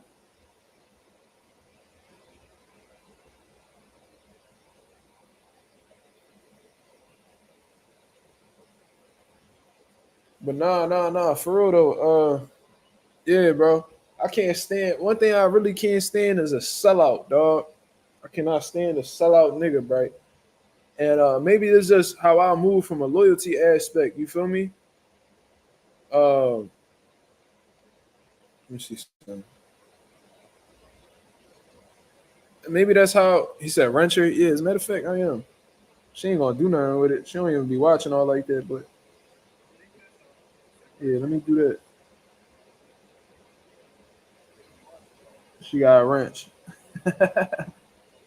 She don't be really watching all like that because most of the time she be right next to me while I be live. So boxing cook MMA this year. Yeah, they definitely did. They definitely did. But I fuck with both, bro. Like, obviously I'm boxing first. I've always been boxing first. I'll always be boxing first. I don't give a fuck how bad boxing do. Boxing is a big part of who I am today. And shit, if I wasn't in boxing, I wouldn't say I'll be dead or in jail. I'm not one of them dudes, but I definitely feel like I'll be lost in trying to figure out who I am in this world. You feel what I'm saying? So, I owe a lot to boxing. You know, Boxing gave me an outlet that no other thing in life has ever given me. I rock with the UFC though, man. I love combat sports, period. You feel what I mean? So I hope that they both do well. I don't really look at it as like a competition, bro. It's two totally different things. They different sports. You feel me? But you already know like these boxing haters and shit. They can't learn to just enjoy two things simultaneously. They always got to pick one. But me, ain't really no competition for me, man. You know what I mean? Boxing got a lot more history behind it. You know what I mean? It's different settings, different rules. They ran totally differently. There's different shit that you gotta look for in MMA in comparison to boxing. You know what I mean? Jake Paul said he'd be dead or in jail. Man, he need to shut his goofy ass up, bro. He be wanting to identify. Yo, I'm gonna just keep it a buck, bro. Jake Paul is a fucking culture vulture, bro. You know what I'm saying? That nigga could have stood his ass in Ohio and helped them people out in Ohio, whatever the case is. That nigga took his ass to Puerto Rico. He taking care of the Puerto Ricans. You know what I'm saying? Which ain't nothing wrong with it. You know what I mean? The more help, the better. The island definitely need it.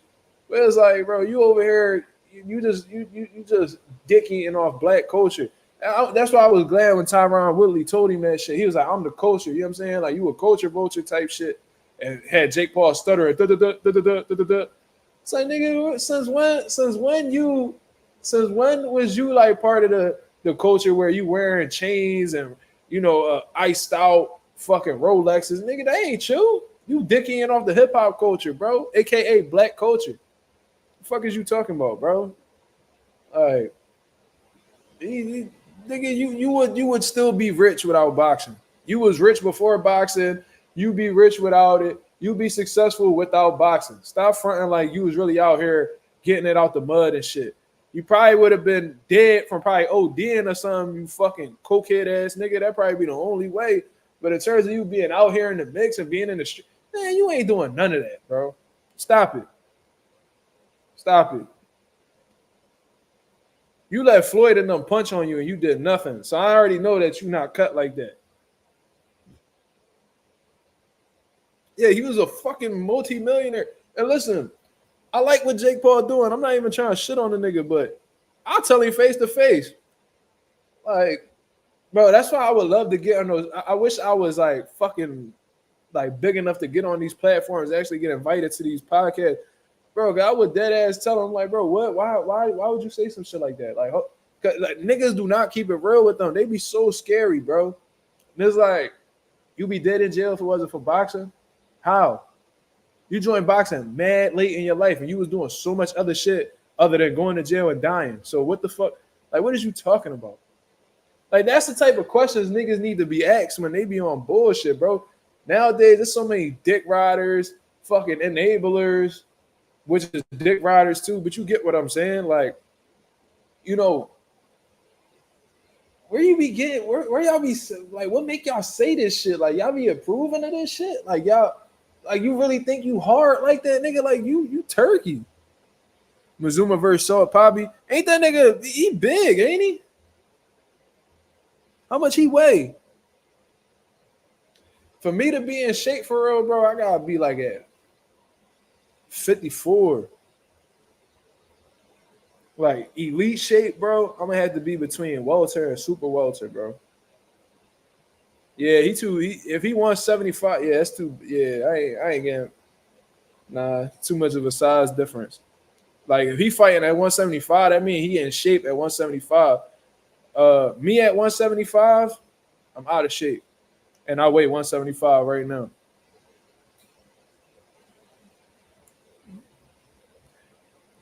So yeah, I ain't fighting that nigga. I wouldn't fight Jake Paul or none of them. I ain't about to sit here and act, because the difference between me and a lot of these other niggas, bro, I'm realistic. You feel me? So now Jake Paul was like 47. You know what I'm saying? I would definitely, like, early on in his career, because he had a lot more experience now. But like, I'd have took that shit. That nigga wouldn't have beat me. Remember when niggas like Showbiz said Salt Poppy was a real boxer?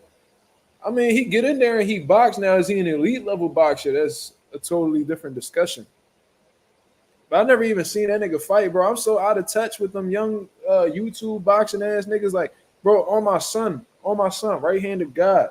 I've never even watched Dean the Great fight, and none of them niggas, bro. I don't. That's a different world to me. Like, I don't even, like, if they not like on the main stage really making shit happen, bro. I don't even care about that. I see that they be doing tag team boxing and all this other shit, bro. I don't give a fuck about none of that. Slim B. So I don't even know who Slim is, bro. Like, I'm keeping it like really 1,000 with you. Like, I have no idea who Slim is. I don't know him. I don't know these dudes, bro. I refuse to engage in that part of the world. I refuse to engage with that side of the world, bro. That side of the boxing world, I don't acknowledge. The only reason why I've been accepting of Jake Paul is, for one, he does a lot for Puerto Rico. Two, he does a lot for other fighters. He's a pretty solid promoter, in all honesty. He understands the business real well. And three, because he's been fighting niggas that I'm familiar with. These YouTube niggas, they all fighting each other, bro. I never heard of them. I need a press conference with you and Dylan Danis. Yo, I actually fuck with Bull, bro. Like, he be running his mouth talking all crazy, but you know what I mean? I don't got no problem with him. He actually, he not no real boxer or anything like that. But for what I heard, the nigga beast at jiu-jitsu, bro. I heard like he like one of them ones. Oh, okay, yeah, I know who Andre Rozier is and Saddam Ali. I know them because they really bought this shit. But Slim trains with them. That's what's up. Okay. Said Dean a clown. Yeah, he be talking all that shit, but I know he pussy on the low. He always mentioning like real fighters' names and shit, talking about they ducking. It's like, nigga, shut up. You walk around with a fake ass belt that don't got no history behind it. You not fighting nobody, bro. Like, y'all, you dicking, bro. What sanctioning body you ranked in? Let me see something. What's that nigga's real name? Dean the. Let me see something. This nigga name is Noureddin Shabazz. The nigga's 1-0? Bro, he's 1-0 in the pros. All them other fights he had ain't count. Oh, hell no. This nigga talking crazy and he only got one pro fight. They classify MF as a totally different thing. Oh my God. Why the hell? See, that's how inactive I am. That's how, like, this nigga got a low cut with braids on top. This is a confusing ass nigga right here, bro. One eye bigger than the other. This nigga, like, something wrong with him. Bro, it says on BoxRec he's 1-0.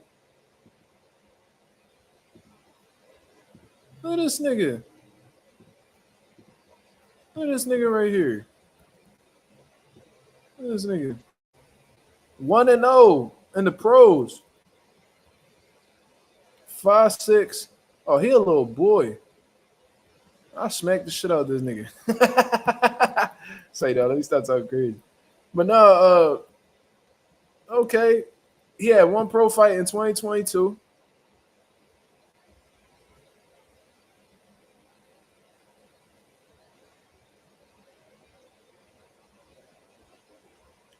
Bro, he has one pro fight. Now, if you talking about the other shit, I don't even know what MF is. What is MF?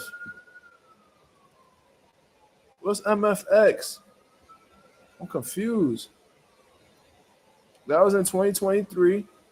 And then MF Pro, he's actually active in right now. He fought on August 31st. Bro, these are 5-round bouts. Like, that's not even like a real pro contest, bro. The first nigga he fought had a 6-pound weight advantage. Bro, what do they be doing over there? Like, what is going? Oh, misfits. Okay, misfits. Okay. See, like, that's how out of tune I am with these niggas, bro. This not real shit, bro. This shit, this like fairy shit, nigga. Like this this like the weenie league. Like this shit pee-wee. Like, what the fuck is this, bro?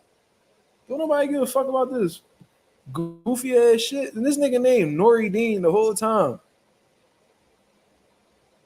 Carmel would stop Dean. Hell yeah, Carmel would beat the dog shit out of Dean. And I ain't even watch that nigga fight, but I just know he not cut from there. Why you only got one pro fight, cuz? Who is Waleed? I don't know who Waleed is, bro. Yeah, that's the weenie league. These niggas turkey, bro. Yeah, like, bro, fuck these niggas, man. Nobody give a fuck about that shit, bro. I don't even remember talking about these niggas, but regardless, I don't even know what brought that up. I think I was talking about Jake Paul. But I don't even know if Dean got an amateur background, bro. I just know that he got one pro fight, and the nigga ain't stepped back in the pro since in 2 years. Fuck out of here. Deanie the weenie, yeah. Fucking bum. Turkey time Dean. Fuck out of here. Niggas ain't, whatever you on, nigga, we ain't buying it, nigga. Fuck out of here.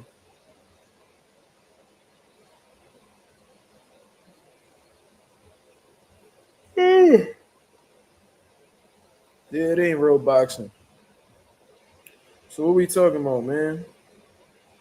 I want to watch this Piera fight.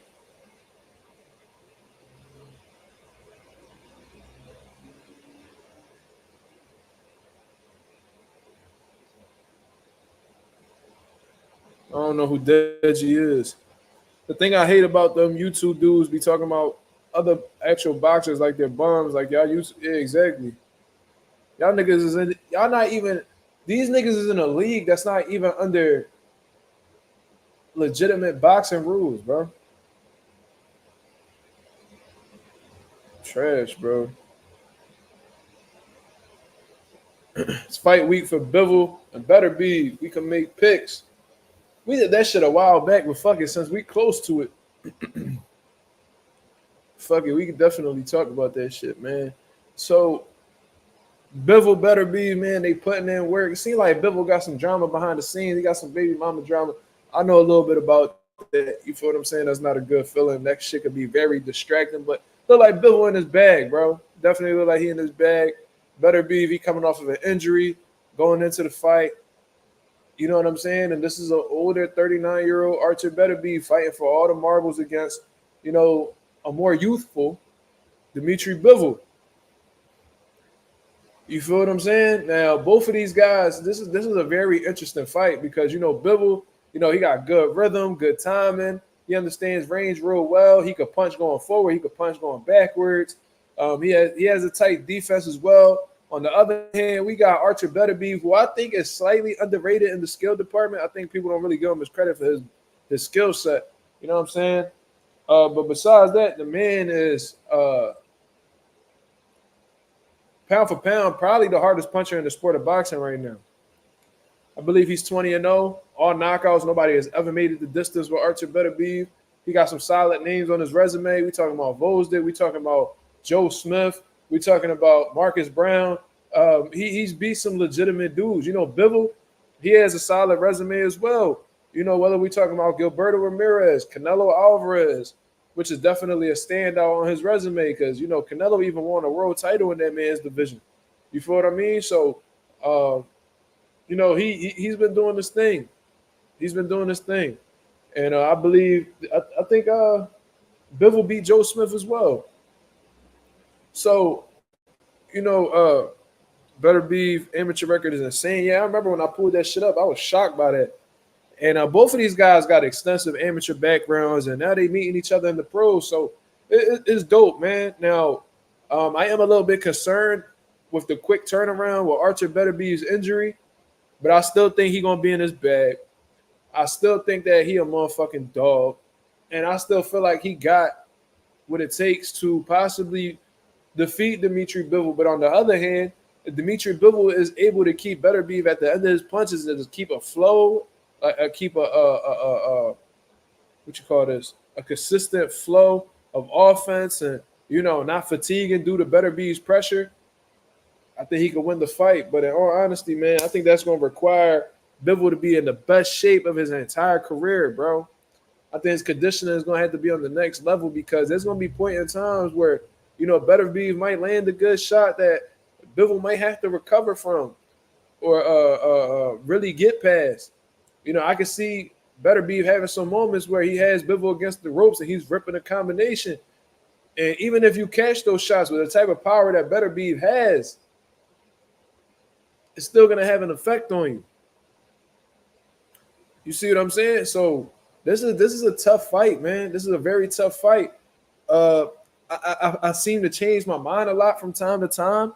I want to believe that, Bivol's boxing ability, his overall pro experience with his understanding of range and his youthfulness going into this fight could be the factor. But, Beterbiev, I haven't seen any signs of him slowing down. His body may be saying different with the injuries, but in terms of his overall performances in the ring, he's still on some I can't be faded shit. Every person that I've heard have sparring stories about Beterbiev, they all say the same shit, that they've never felt power like his.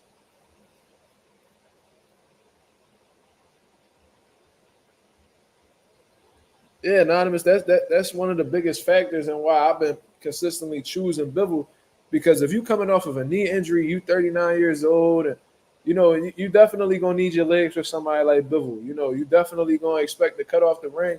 And I think it was too quick of a turnaround, man. Like it seemed like it was either the injury wasn't that serious, but then again, if the injury wasn't that serious, he would have followed through with the fight. So I'm assuming that injury was pretty fucking serious. Let me actually look into that shit real quick.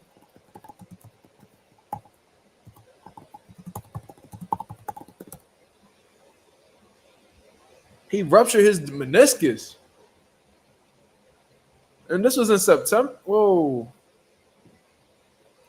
He ruptured. No, that's serious, bro. Okay, so it got injured in May. He'll be sidelined to at least September. He's fighting in October? Come on, man.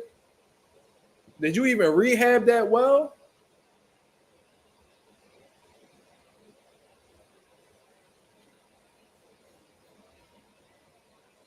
Like, Is that a fully healed meniscus?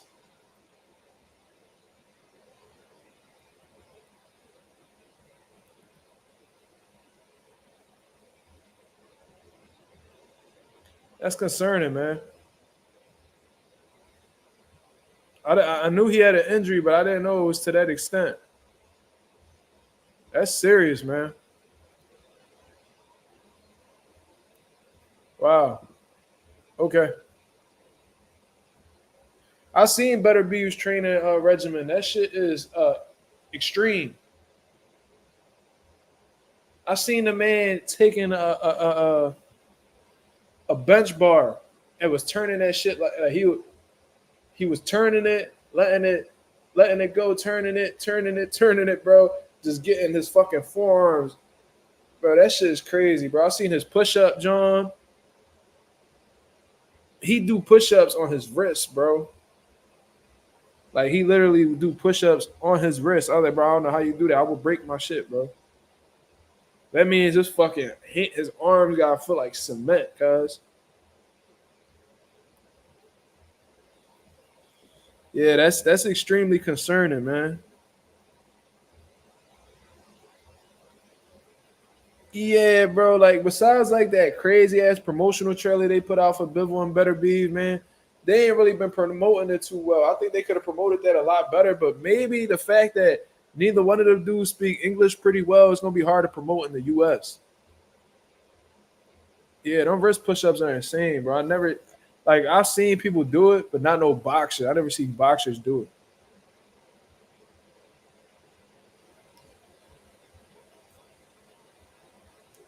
But I'll tell you what, if Better Beef come off this meniscus injury and steamroll Bivol, that motherfucker a superhero, bro. Yeah, man. Taking that shit into consideration, man, I'm rocking with Bivol in this one. And in all honesty, bro, I ain't gonna lie to you. I think it's gonna be better for boxing if Bivol were to win, and I'm gonna tell you why. I seen an interview with Better Beef where he was talking about what's possibly next if he defeats Dimitri Bivol, and he said moving up the cruiserweight. Say he want to move up the cruiserweight, man. Now Bivol, on the other hand, I don't see him moving up the cruiserweight. I heard him even talk about going down to 68 to fight Canelo, right? So, and listen to what I'm saying. If Better Be were to win and move up the cruiserweight, I guess that would include him relinquishing all his titles and everybody having to start back from square one to becoming the top dog at 175, which leaves David Benavidez out of the opportunity for fighting for undisputed, right? If Bivol were to win, I guarantee you he stays at 175 because Canelo is not going to allow him to fight for them belts at 168. He's still going to try to play the A side, even though he lost to him. And that could put Benavidez in a situation where, you know, he fights Bivol for all the belts next. That's what Turkey Al-Sheikh want, right? I don't know when Pierre are fighting. Why y'all coming to me like I'm supposed to know what the fuck going on? Oh, bro, I don't keep up with the UFC. Let me see. Let's see what's going on.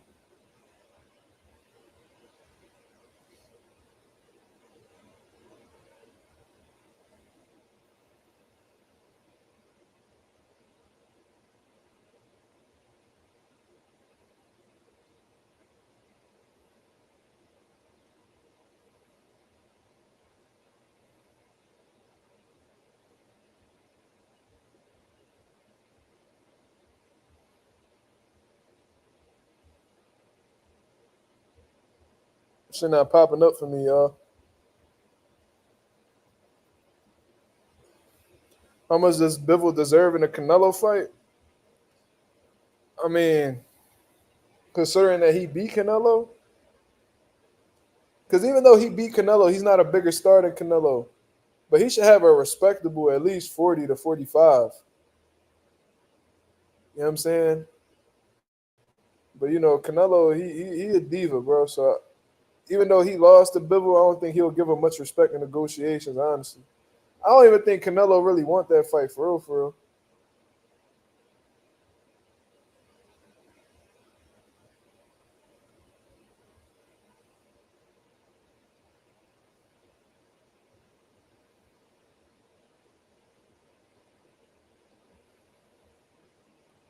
What y'all talking about Stream East for? Hey, ain't nobody said it was on there.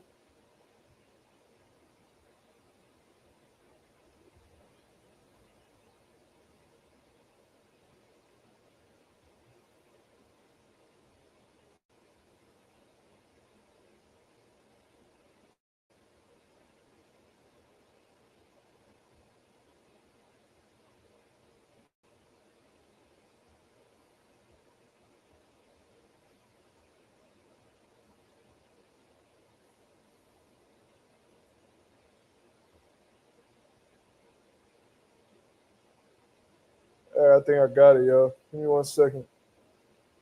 The females probably still rumbling though, man. You know them females don't be getting knockouts like that.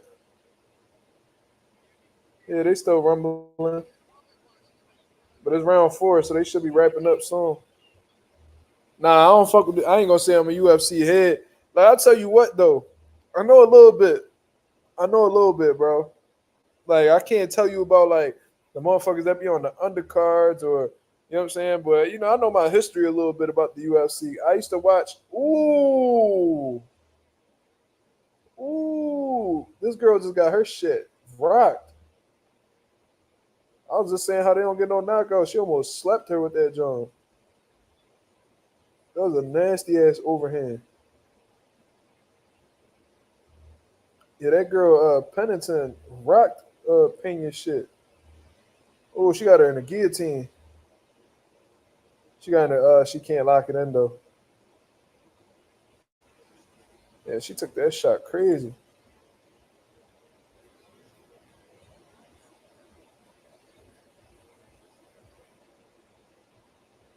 Said once St. Pierre retired, I started watching. I was watching at the time where Anderson Silva was the man, bro. That's when I was watching all crazy. Then I started watching John Jones. Um, I first started watching when Rampage and Rashad Evans was like them niggas, bro. Like when Rashad Evans knocked out Chuck Liddell, that's when I was really watching. When Rampage slept Wanderlei Silva and all that, that's when I was watching. You feel me? But like, I was real young at that time, so I wasn't like all the way knowing of what was going on. But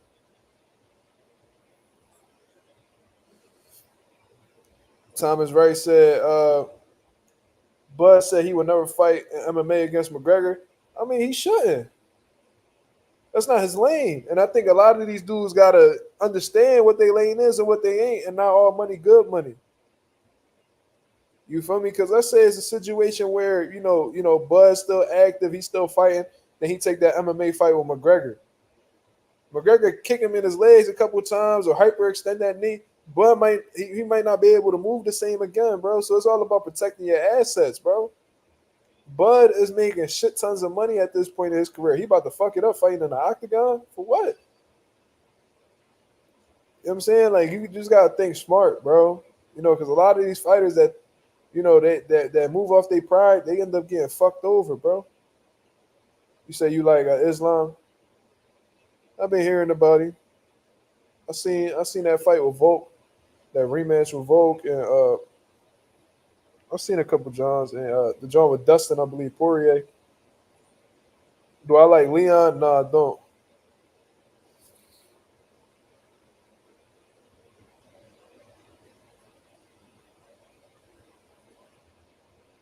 Oh, I like Leon, bro. You talking about Leon Edwards? No, I don't. Said McGregor should retire. Tired of hearing him talking about fighting, and then it never happens. I mean, he should have, bro.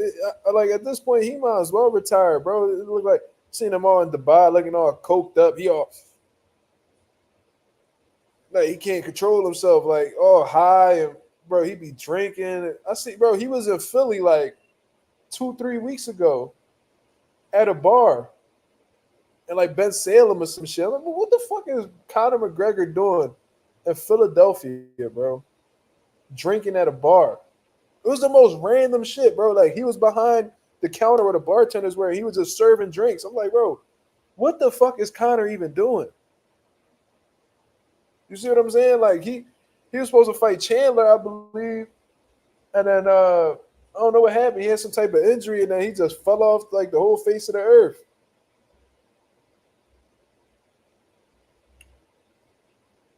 bro. Right hand of God, bro. No, I know who Islam is. I know who Islam is. I just said I watched a couple of his fights. Nah, bro. You know what changed Connor, bro? That money that he got from Floyd. That's what changed him. That took all his hunger away, bro. Yeah, trying to promote his liquor, but it's like, nigga, you in Philly, bro, passing out shots when you should be in the fucking gym getting a fight, getting a fight going. You feel me? Yeah, after the Floyd fight, bro. Yeah, all that money took his hunger away, bro. He bought a Lambo yacht. Yeah, like then he started looking like he was fucking with the drugs. You feel what I'm saying? What's up with me and Leon? Nothing. I just don't like him. I never really liked him. When was it when I not oh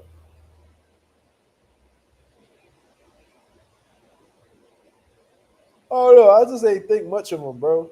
I ain't gonna lie to you. Who was it that beat Leon recently?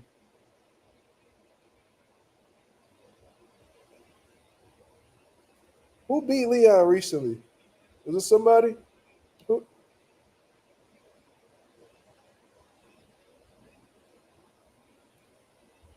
Bilal? Yeah, I seen Bilal dropping him on his head and shit like that. I don't like Bilal neither though. I think I don't know, bro.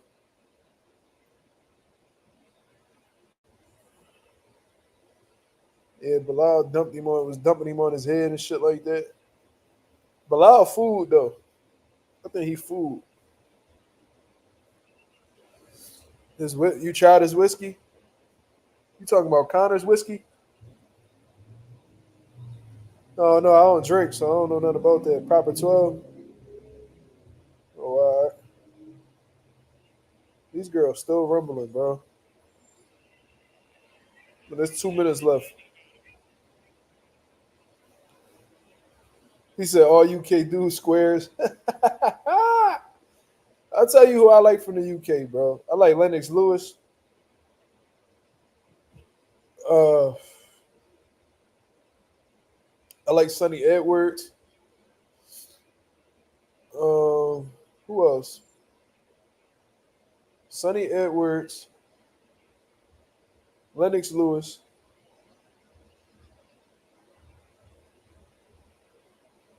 Shit. I fuck with Ricky Hatton, bro. Ricky Hatton, he uh he was a dog, bro. Jordan Sheriff, yeah. Yeah, Jordan Sheriff from the UK, but he living out in Spain right now. He been over there for a hot ass minute too. I was just telling Jordan Sheriff the other day. I was like, yo, like you ever come to Philly or some shit like that, bro? You know, I got you. The house and all that. You just need to come through, you feel me? So yeah. And I see my man, yep, fuck with him too. Even though I kind of thought he was pussy, you know what I'm saying? I don't know. Yeah, Sonny Edwards got dog in him, bro. He different. That little nigga different. Shout out to Tommy Fury too, man. You know what I'm saying? Tommy Fury, the what's that shit? What was I calling him? A nigga, the social media slayer. You know what I'm saying? Offering him a house. You know what I'm saying? He could kick it with me. He could kick it at my crib. I got a guest room. Carl Froch. Carl Froch, he just be coming off like a hater sometimes, bro. I don't fuck with Carl Froch. Real bitter dude too. Shout out to Tommy Fury. I know he a bum, but the content creator slayer. That's what I was calling him.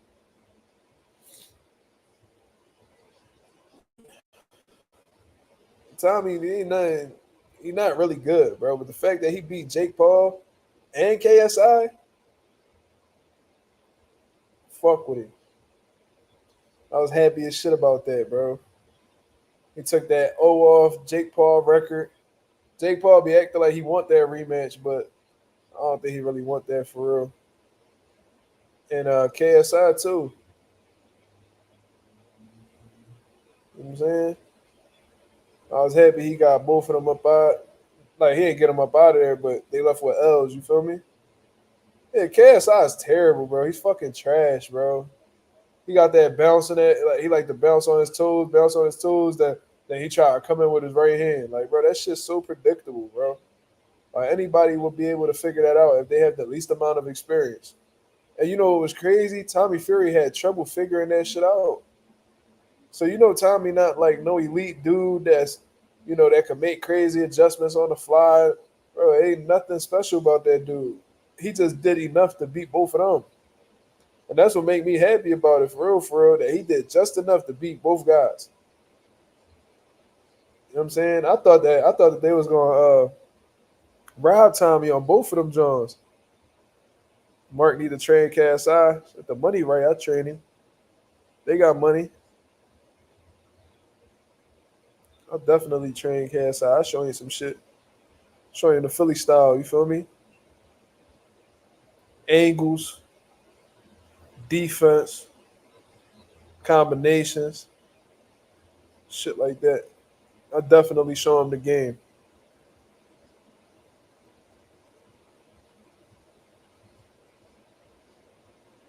Tommy record will be worse than his dad's if he fights road fighters. Shit. All right, they about to do the decision for the females.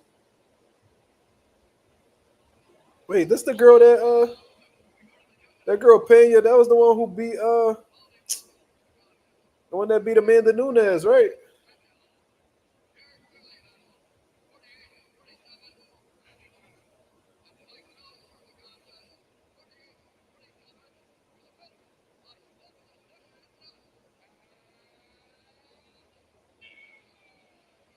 Oh shit, Pena won. She hit. Jesus Christ. That bitch got a Teofimo nose.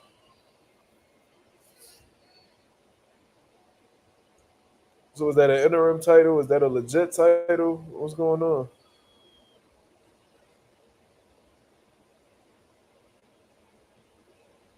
Dana White always on a mission. What you mean?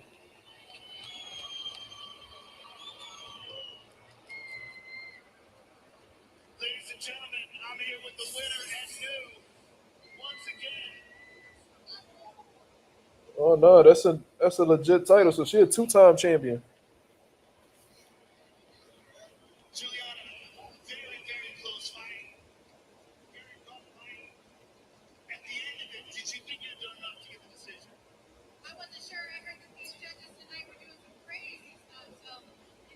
Oh yeah, that's what's up.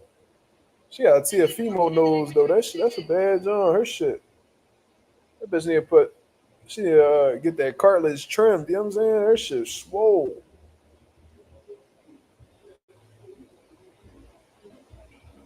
Shit.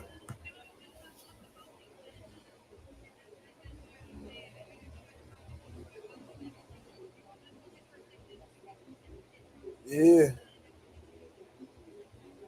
Amanda did get her get back, but Pena exposed something about Amanda though. Seemed like if you got past that fire that Amanda was giving out, then she was vulnerable. You know what I'm saying? Conditioner looked like it sucked ass.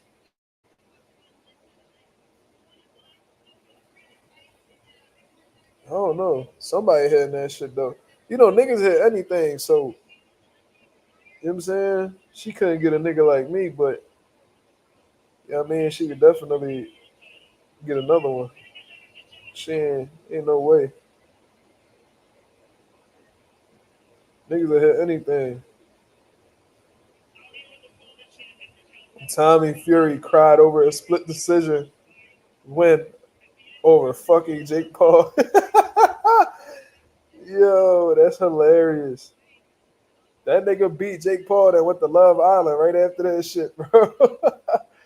Yo, that Love Island, that show on Netflix, bro. I seen that nigga on there. I was like, what the fuck? I was telling my girl, I'm like, yo, he a boxer. Damn bad dudes will hit anything as long as she got cake. Even without cake, niggas a hit, bro.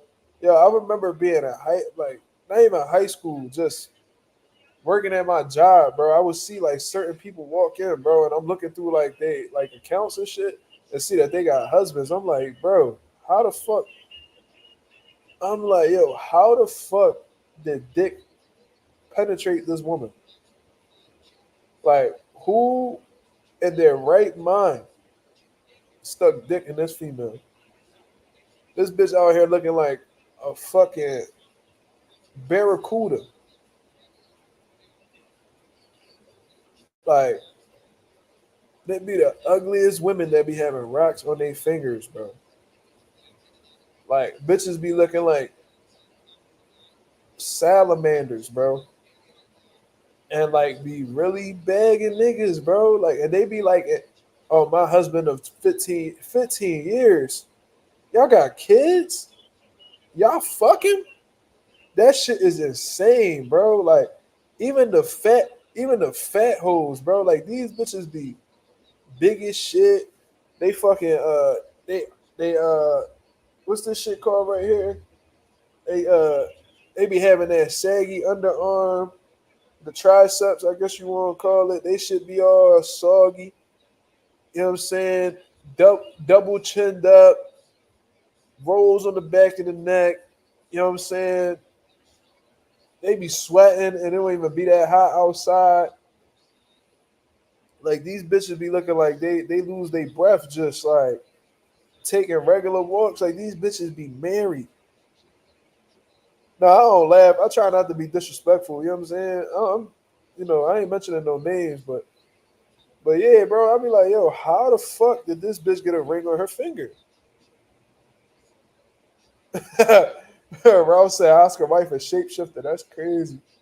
I see what you talking about though, bro. I remember the one time, bro. Oscar was in the crowd. She was sitting right next to him, bro. Her face, like the bitch was sitting there, like, bro, what the fuck does it like? It looked like somebody just peeled her shit all the way back. Like her eyebrows was like where her temple was at. You know what I'm saying? Her lips was she was walking around like this. Like, yo, it like somebody just I don't know, bro. That shit real ugly though. That bitch be walking around like she cute too. She done turned Oscar out, bro. She got that nigga comfortable with who he is. It's okay, baby. It's okay to stick spoons in your ass. It's okay to be. It is. Yeah, Oscar. Yeah, it's totally fine. Like you're the golden boy with a silver spoon in your ass. Like it makes total sense. Does it really? You be believing all that shit that these that hoe be telling me.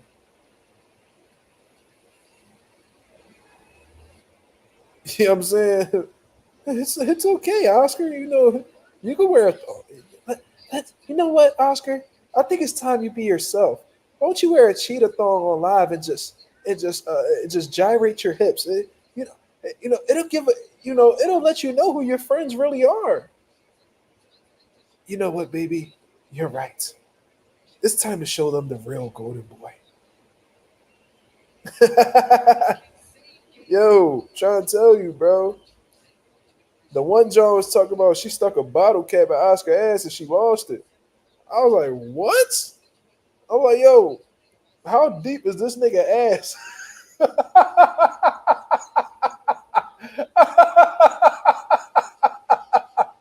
yo, yo, yo, how deep do your ass gotta be to lose a bottle cap?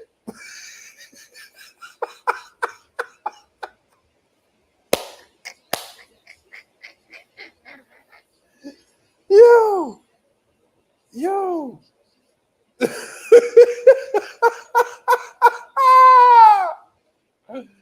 Yo, hold up.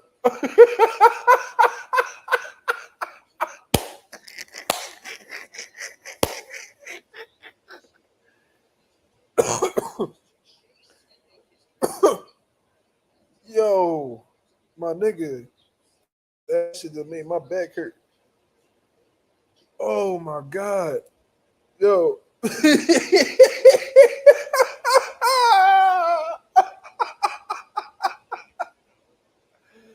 Yo, all right, yo. Yo, Oscar the type nigga that he know how deep his ass is too. It's- you can put it. It's about it's about 7.5. It'd be all right, bro. There's no bro all my life, bro. All my life. I forgot the film. The star's name, bro. You think I'm playing? I would. How can I even make some shit up like that? Oh my son, I heard that. He used what Oscar. He liked them porn stars. You feel me?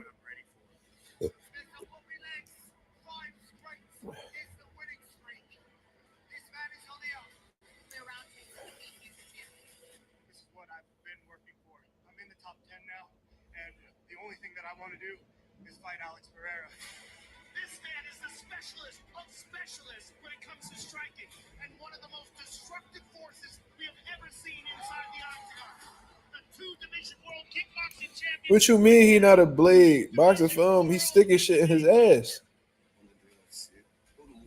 That's blade activity.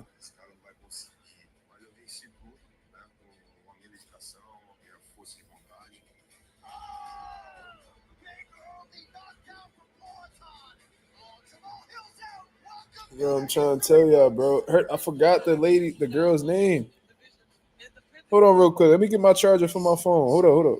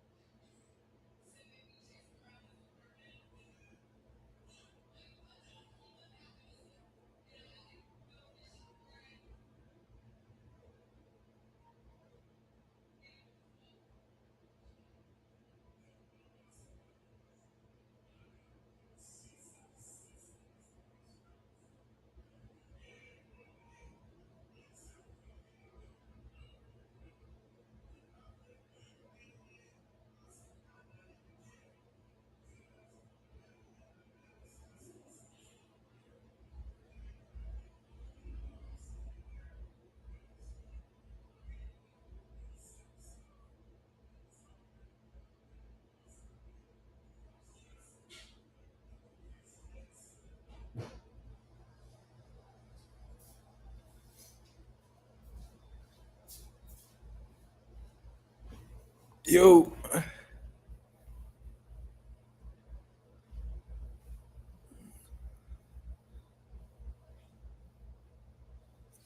low.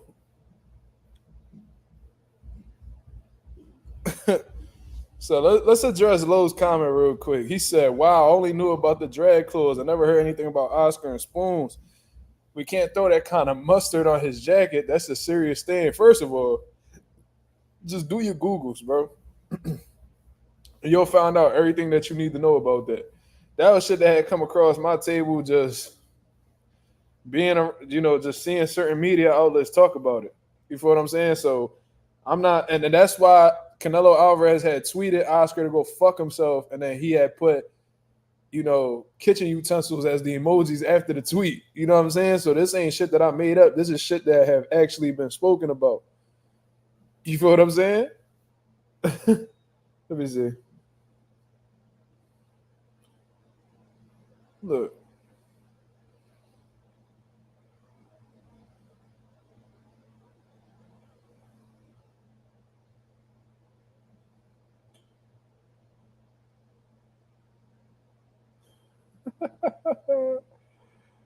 Yo. Canelo had went on a fucking Spanish rant talking about the kitchen utensil shit. And Canelo failed to just. A mi izquierda, que no se le olvide que yo ya vine siendo el Canelo a Estados Unidos y que solamente lucró con mi nombre. Nunca perdí un solo centavo, sino nomás ganó dinero. ¿Ya le pagaste a Golovkin lo que le quería robar? Sí, muy bien, porque sí, también, pero si no hubiera metido a mis abogados, me lo robas. Es lo único que hace este hombre es ser una lacra del boxeo, robarle a los boxeadores. Para el que esté con él, meta por favor ahí a sus abogados, porque seguramente les está robando. Es lo único que viene a hacer al boxeo. Y a lo único que viene es a robarle la atención a Jaime Munguía. No viene a promoverlo. También le roba la atención a la gente que hace las cosas para la cocina. Ya no saben si hacerlas como consoladores o como cazuelas o algo. Porque acá se las mete el muchacho. Gracias a todos. Nos vemos el sábado. There you go. Look at that right there. Fuck. I lost it. Remember when. This shit was on the Daily Mail. It says exclusive. Oscar De La Hoya and ex Shauna Maloker are at the center of a $2 million extortion plot after two Instagram models filmed the naked boxer engaging in depraved sex acts with kitchen utensils at his home. So am I making this up? Am I putting mustard on his jacket? No, nigga. And listen, Oscar probably wouldn't mind a little bit of mustard on his jacket anyway. What? Ain't no way. What are you talking about, bro? They fighting already? Ain't no way. Ain't no way he got knocked out. Pierre got knocked out? Man, what the fuck? I missed it. Fuck. No way.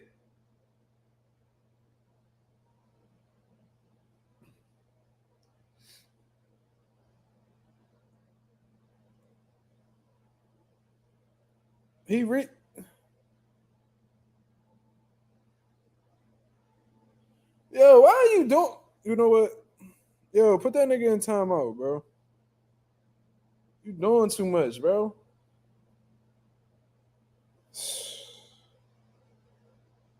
Who gonna do the honors, bro? Who gonna do the honors for that?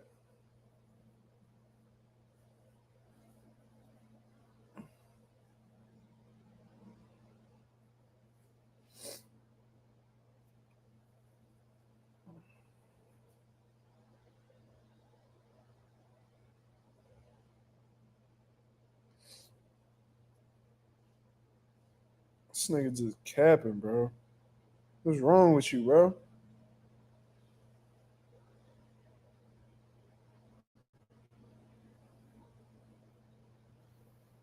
Man, fuck all that, bro. He been boxing film been on some nut shit. Oh shit. Them pop-ups be crazy. But yo, and y'all was talking about how I made that shit up with the bottle cap shit, right? So I found out the beautiful lady's name. Scarlet Scandal. Y'all can do y'all Googles on her. You know what I'm saying? But make sure y'all not with nobody when y'all do y'all Googles on her. And let's see what she has to say about Oscar De La Hoya. You know what I'm saying? So I guess she did an interview with Adam22, No Jumper. And look what she says. Now they muffled, they silenced the name, but you could clearly read her lips and see that she says Oscar De La Hoya. You feel me? But look what she says. Scarlet Scandal. What is the most scandalous thing you've ever done? Oh my God. Sorry, but I him. What? Yeah, and he put on my clothes and made me chase him around his apartment. I put a tequila cap in his ass, and I had to go fishing for it. Yeah, it was nuts. Oscar De La Hoya. Yo! I got him.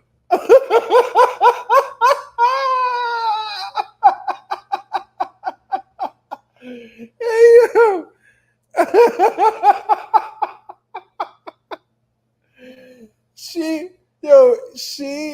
he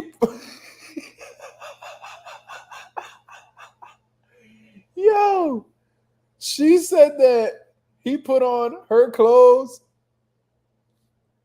No, bro, yo, you gotta see what she did though. She literally, she went like this, bro. She said, and I was fishing for it. I was fishing for it.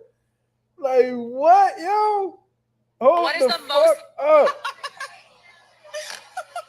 Yeah, and he put on my clothes and made me chase him around his apartment.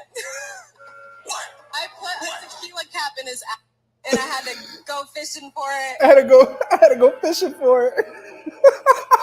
Yeah, it was nuts. Now, Yo! Oscar De La Hoya. I gotta put First of all, I'm gonna say this. Scarlet Scandal look good. I ain't gonna lie to you. But ain't no fucking way. you don't look that good, bitch. Yo, she said, and I was fishing for it. Oh my God, bro. Oscar's a nasty motherfucker, bro. That nigga was putting in road work, running around the room. She's like, come here, Oscar. He's like, oh no. With her fucking outfit on. You gotta be quicker than that. The golden boy doesn't slow down for nobody. Sound like some shit he'd say. I have a mean left hook.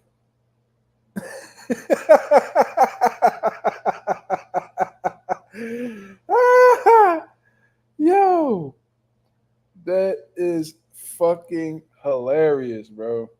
Jesus Christ. Yo, and y'all niggas thought I was capping. Bro, I don't never say no shit about nobody.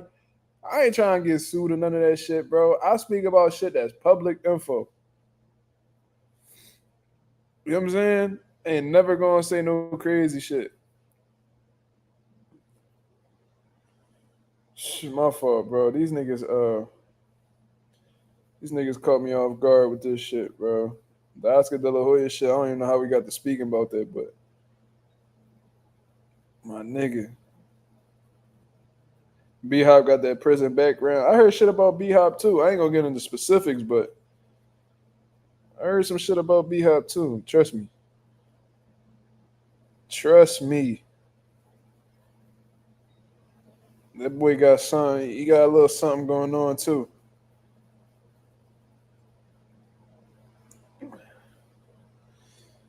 Yo, my nigga.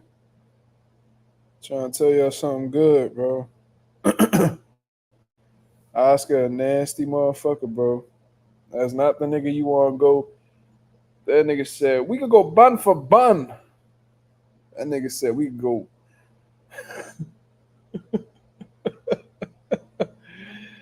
Yo, we could go bun for bun.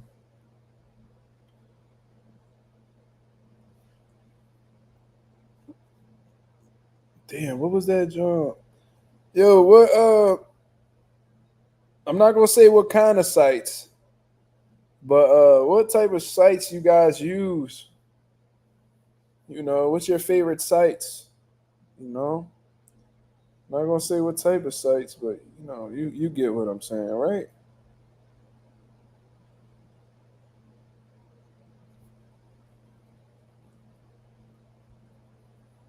Thong for thong. We go thong for thong. That's funny.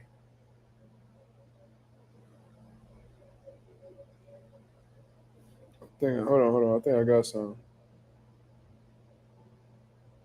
He stares at you. He's awesome.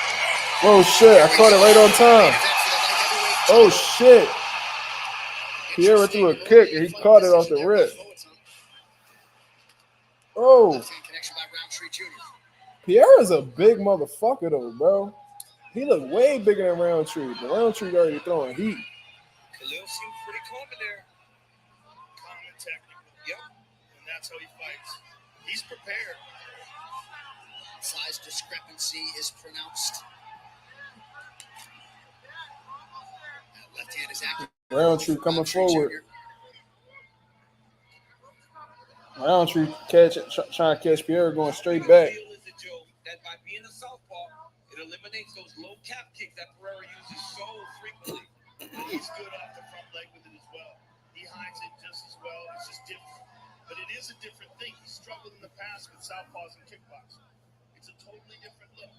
But it does open up the big body kick. There it is. It opens up the big body kick from the right leg. Ooh. Roundtree trying to clip here, bro. He ain't playing, bro.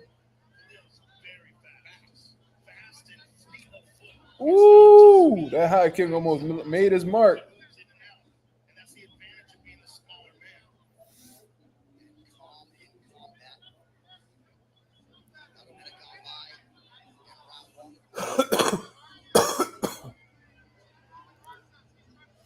I had heard something about Roundtree.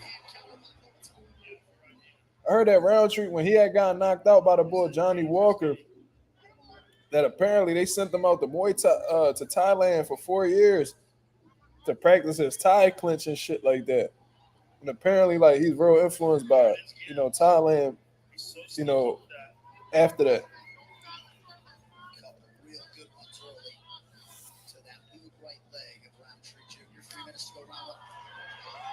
Pierre need to stop going straight back, bro. Keep pulling straight back. Roundtree gonna catch him with something coming out.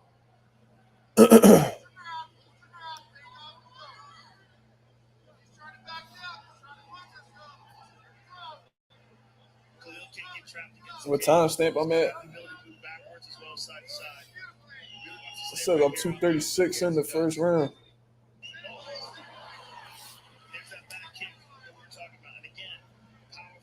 I might have to refresh. I'm probably behind.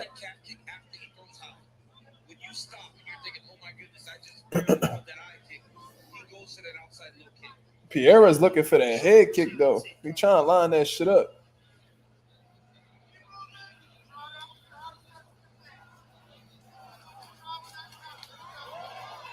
Pierre getting hit, going straight back.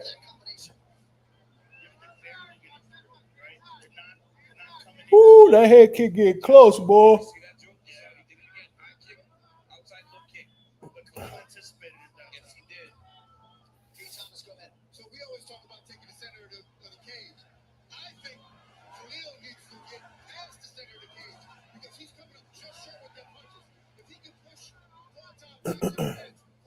If I'm Roundtree, I'm keeping Pierre on the back foot, man. Well, Roundtree seeing the high kick, so I don't know why Pierre keeps. Ooh, see, good luck, good right hook from Roundtree. Every time he pulls straight back, Roundtree has some moments, bro.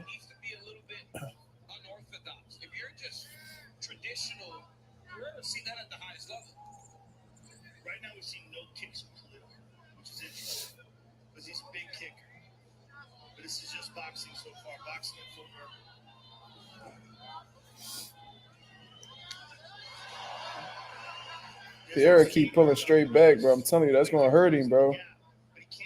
that same look too many times. And I also wonder, how many times can he just explode before he starts to fatigue himself? Because every time he goes, it's a massive explosion from Khalil Roundtree Jr.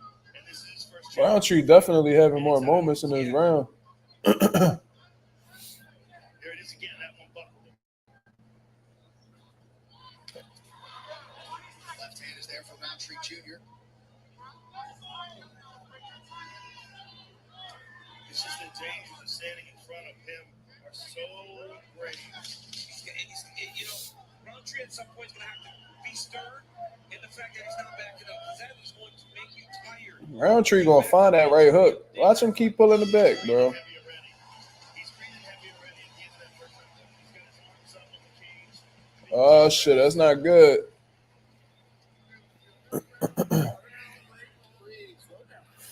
Roundtree look he showing signs of fatigue. That's not good. The entire fight. So he's breathing heavy already. He's breathing heavy already at the end of that first I agree with Joe Rogan. I see some fatigue. up on the cage. Big deep breaths.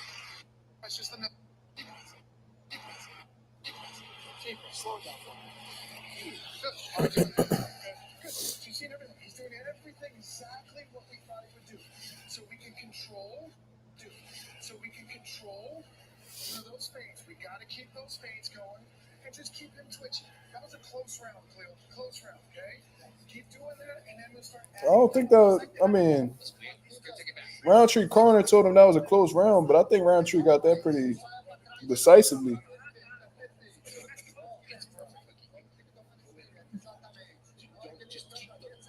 Watch out for the straight shots. Keep taking those shots. And his left side, your left side. Your left side. He's coming in from your left side. Yeah, he is coming. Yeah, he's shooting the right hook. So I don't know why they telling him to stay away from the straight shots. Roundtree trying to land that right hook. As GC was saying, Khalil has to expend a lot of energy to explode. And you saw him tired already at the end of the first.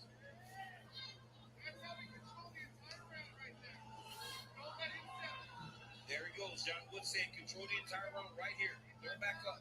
He wants him on the center. Some good leg kicks from Pierre though. He looking for that head kick, bro. He sees something. Kicks again for Khalil so far, which is very unusual. No body kicks for Pereira either. Oh, that's a good right hook, I guess. See, looking for that right hook. Roundtree having some success with that right hook, man. Gotta watch that left hook, man. He's gotta watch everything. It's deadly. He's gotta watch that high kick as well. The scorecards out there suggest that the Roundtree Jr. won that first round. At the very least, he's gotten more done than recent title. And the reason why Roundtree is looking for that right hook is because Pierre's lead hand is always like outward. That's a good left hook from Pierre. That caught Roundtree attention. He intimidates you with his presence also. That just gave Pierre some confidence right there. Never giving you space to try and control the action. That kick's increasingly starting to become effective. You thought about a kick there, too? Yeah. That leg kick is so dangerous because it takes away your movement and you're a sitting duck.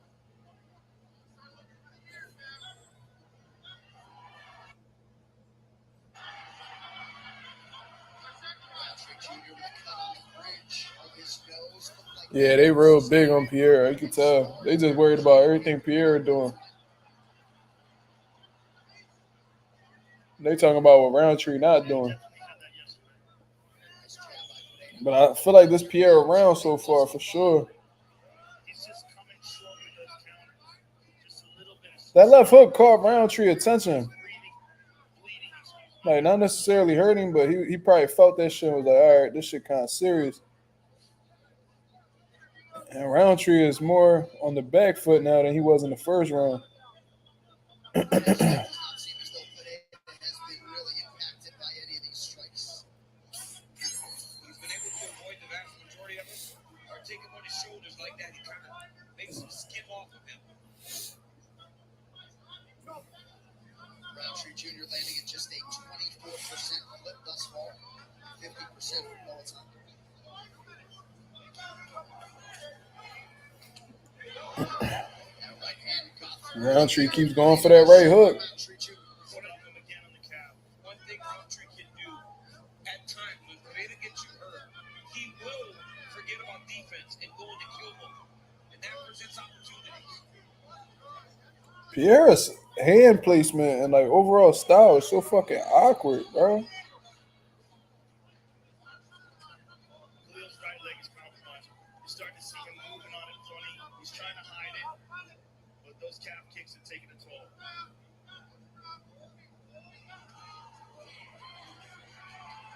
See when he moves in these transitions? Yes, a little bit of awkwardness. Ooh wee. Ooh, Pierre slipped right there, buddy. Roundtree see that high kick. He need to leave that shit alone, bro.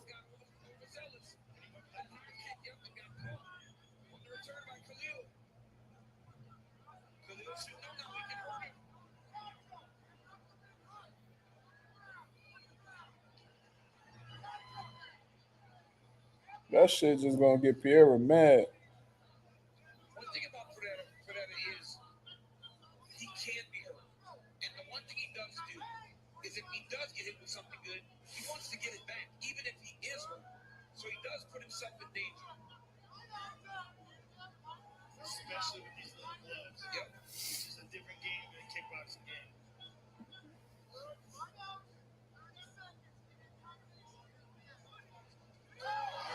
Good shot. Cashing him going backwards. Pierre keeps stepping backwards. He making it harder than it need to be. The challenger has had moments in both round one and now round two.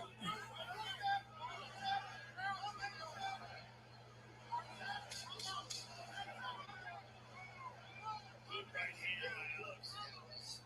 Straight on the nose. Ooh, head kick from Roundtree. Pierre ate that shit though.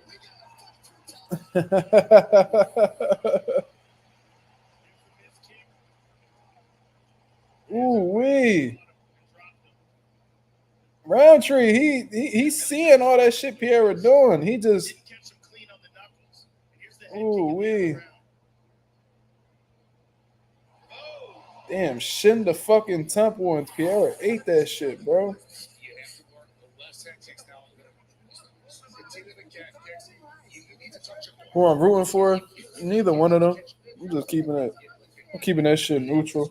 I don't really know too much about neither one of them to really be rooting all crazy. You feel me? I never saw a Roundtree fight. This is my first time.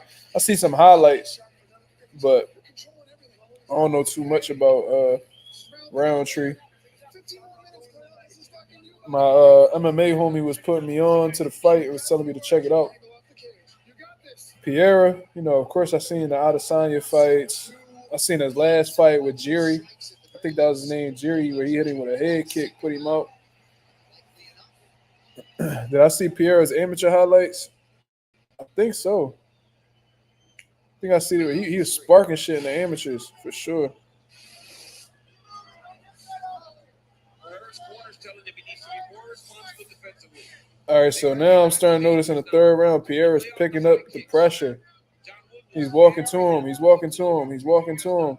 And Roundtree is utilizing his movement right now. Yeah, other than perhaps some of that damage sustained to that lead leg. Yeah, Pierre looked like he's going for it. Oh, shit. That was a big left hand from Roundtree.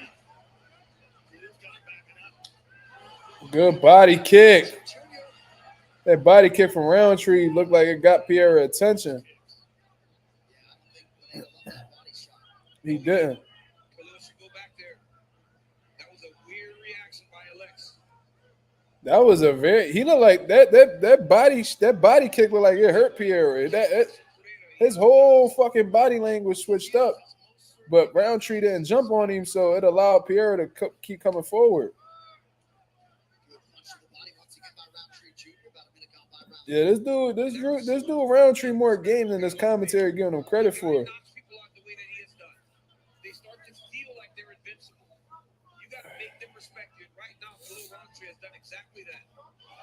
Good head kick from Pierre. The wasn't a devastating blow, but it's there.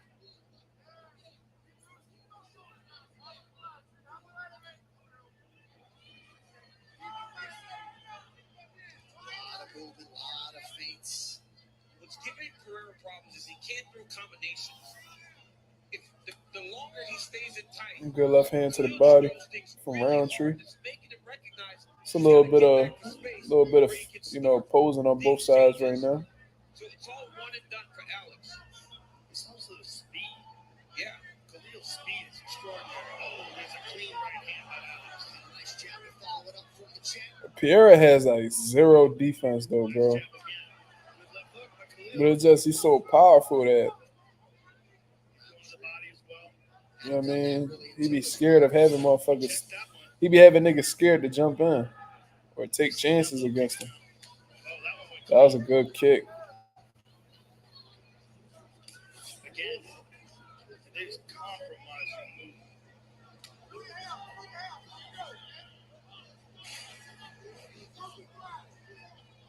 17,000 plus here at Delta Center. That buckled him. Yeah, that was another good one. That one was really good. Yeah, he's having a hard time on that leg now. Trying not to put much weight on it, yeah.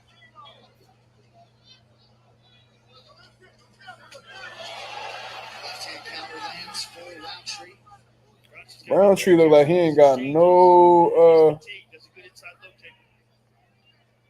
he like he ain't got no belief in that leg no more. I think Pereira just cooked his leg. Remains focused on forward pressure. Roundtree not tired yet. He was showing fatigue at the end of the first. Partial land of the left hand by Roundtree. But he's holding up pretty well right now. It ain't like he totally out the fight. But you could tell the pressure from Pereira getting to him a little bit. That's typically what happens with pressure fighters when they get pushed on the back foot.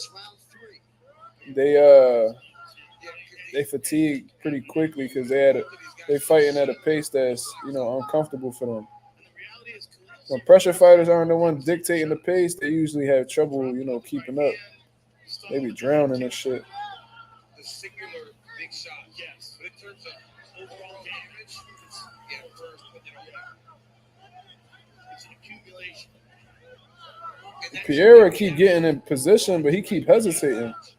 These fights, when the guy does better than expected, it's hard not. Yeah, I'm starting to see the momentum shift, man. This shit is about to get bad for a Roundtree, man. Yeah, Pereira's starting to pick it up, and it looked like Roundtree ain't got nothing left, bro. Yeah, and there's 30 seconds left in this round. If he don't stop him this round, he might get him out of there in the fourth. Roundtree looks done. His nose all busted up. Body language look a lot different. His power don't even look the same. His kicks don't even look like they got anything on him no more.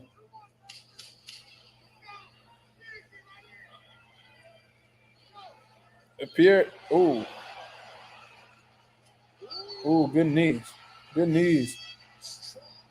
Yeah, Roundtree looks cooked, bro. I ain't gonna lie to you. He look real bad right now.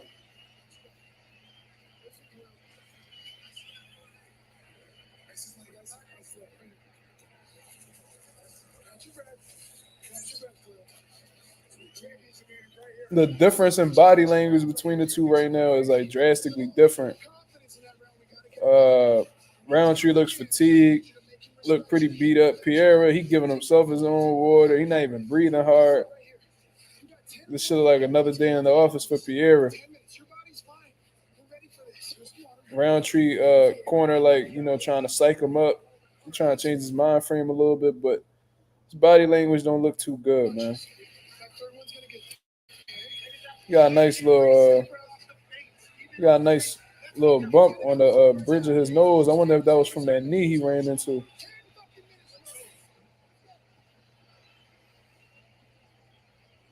Yeah, I gave round 3 to Pereira, especially the end of that third. The momentum just completely shifted. See if Khalil Roundtree Jr. can get those hands going. 10 minutes to decide. I love the corner to John Wood. Told him, get some respect. He's going to come hard. He thinks that if he extends his combinations, the third shot will get the Pereira. Ooh, them fucking calf kicks ain't no joke, cuz. I can't imagine getting kicked by one of them Jones. Now he's kicking. Ooh, beautiful. Yeah, Wheels attacking. Nice inside. Low kick, but good front kick to the body by Alex. They're exchanging punches here in the center. It seemed like at the end of the third, Alex is starting to break him down. Yeah, he was starting to melt him a little bit. Conor McGregor tweeted, incredible fighting.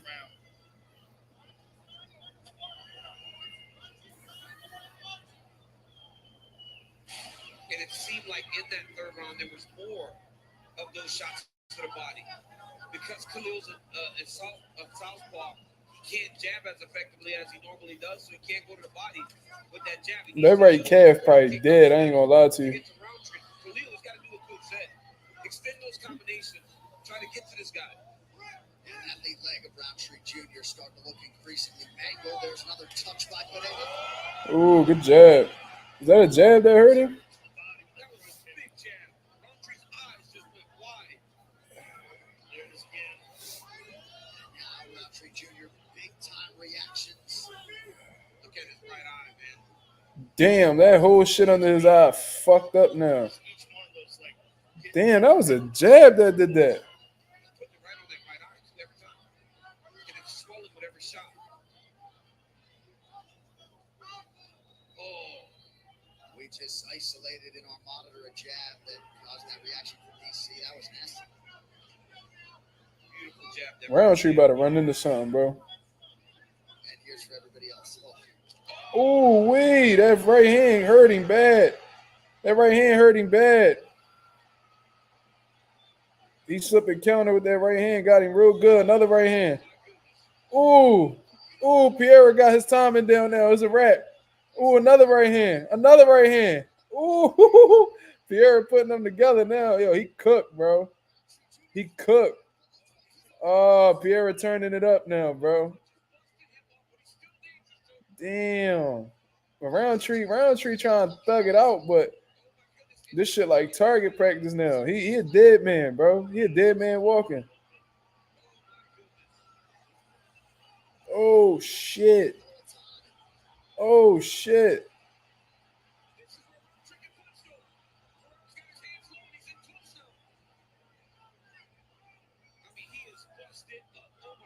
Yeah, oh my God. Oh my God. Oh my God. Oh my God. Roundtree done. They done. They need to stop it. They need to stop it, bro. He not even punching back. Oh my God. He don't got no more steam on his punches. He cooked, bro. He on the cage. He done, bro. Oh my God. Why they allowing this to slide, bro? He ain't got nothing left, bro. He just trying to keep Pierre off him.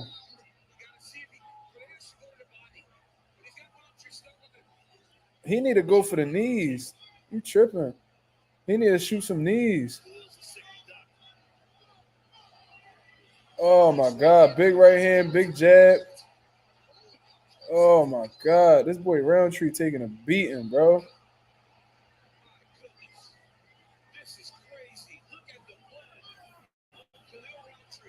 Bro, they need to stop it. Why they not stopping this shit?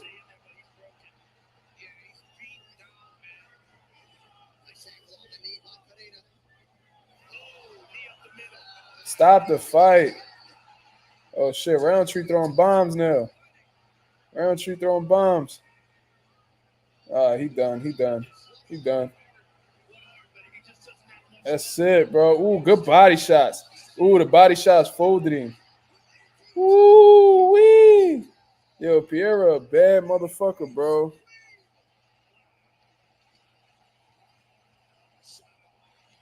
Oh, my God.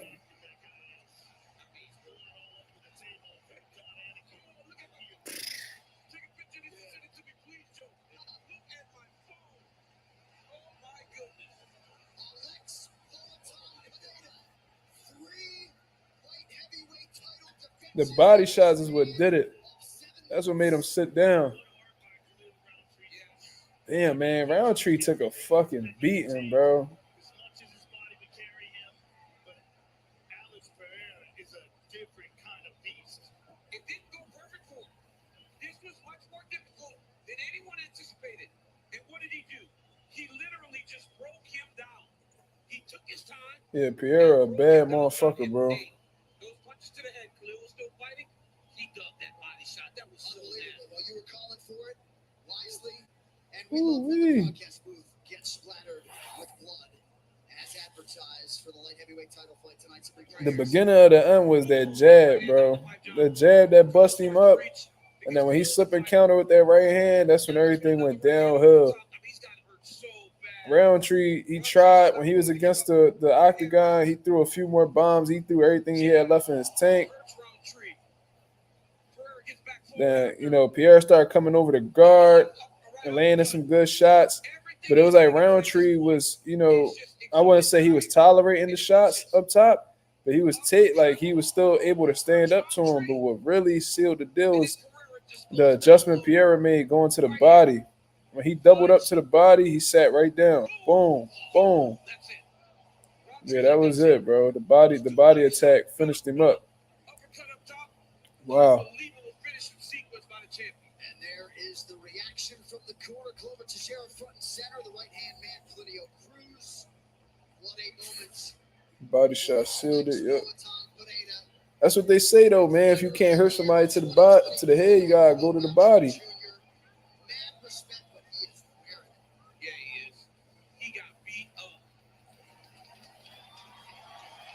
Yeah, Roundtree a fucking dog for that, bro. Niggas not standing up to that shit. Roundtree Jr. trying to take advantage of the showcase. On some scorecards, might have been up through 3, but it remains Poetan's world, the official decision. It's watched by Hard Tools with over 800 quality tools to maintain your home, yard, and car. Available at Walmart one final time tonight. Ladies and gentlemen, referee Mark Honor has called a stop to this contest at 4 minutes, 32 seconds of round number 4. Declared the winner by TKO and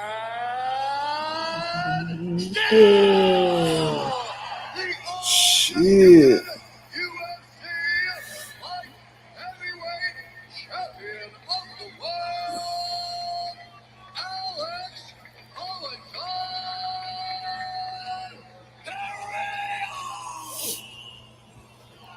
All right, so that was it. I want to hear this interview from Pierre, and that's it.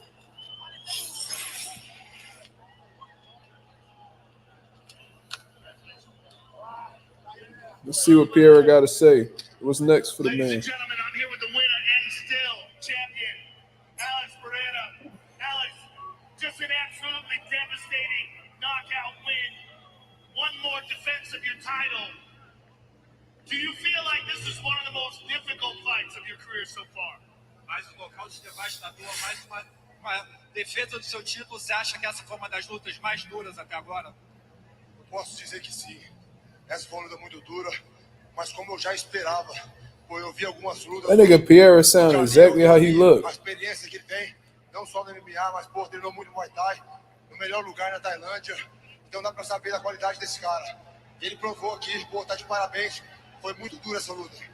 I can say that this was one of the toughest fights. I expected that. I watched a lot of Khalil's fights. He's got experience. He trained in the best spots in Thailand, and he showed tonight why he's got so much quality in here. He certainly does, but it was your technique and it was your power that broke him down at the end. And let's take a look at the final sequence. You started to break him down towards the end of the third, and then into the fourth, you started landing some devastating combinations. And Khalil's heart carried him as much as he could, but these shots were absolutely brutal. Você começou a quebrar ele no terceiro round, jogou essas combinações. I like how Pierre swiped the guard down and then came over the top. He got a little bit of boxing in his system. Como eu falei pra você, eu dei uma estudada no jogo dele. Eu vi as lutas dele, que no segundo round ele já não era mais o mesmo. Yeah. O que aconteceu aqui? Você viu que ele foi caindo. Oof. O rendimento dele só foi crescendo. Oh my God. The game plan was to let him tire. UFC beat us tonight. But we ain't really had no big card on tonight. What we comparing this to the Nick Ball one? As you know, my stamina only goes up, so that's exactly what happened. Now, Alex, now that you've defended your title, I know there's been talk of you moving to heavyweight. You even expressed an interest in dropping back down to middleweight to fight Dricus du Plessis. Give us your thoughts. He better not go back down to middleweight, man. He better not go back down to middleweight. Pierre too big for middleweight, man. O que você acha? Qual plano agora? Bom, a gente tá vendo aí que parece que a luta do Drigo já foi casado com o do Shane Strickland. O Shane Strickland é um parceiro de treino meu, pô. Não quero atrapalhar o jogo dele, os planos dele, né? Eu quero subir, né, se for possível, né, para estar lutando no peso pesado. Né? Mas com essa perda de peso nessa categoria, eu me senti muito bem e eu consigo descer. Mas agora deixa o Shane Strickland trabalhar. We saw that Dricus is going to be fighting Sean Strickland. He's a training partner of mine. I don't want to get in his way, you know, but I can move up to heavyweight. But this division is great. I feel great with this weight cut, and this is where I'm at. Well, congratulations, sir. It's an honor to call your fight. I can't wait to see you fight again. Ladies and gentlemen, the winner and still champion, Alex Pereira!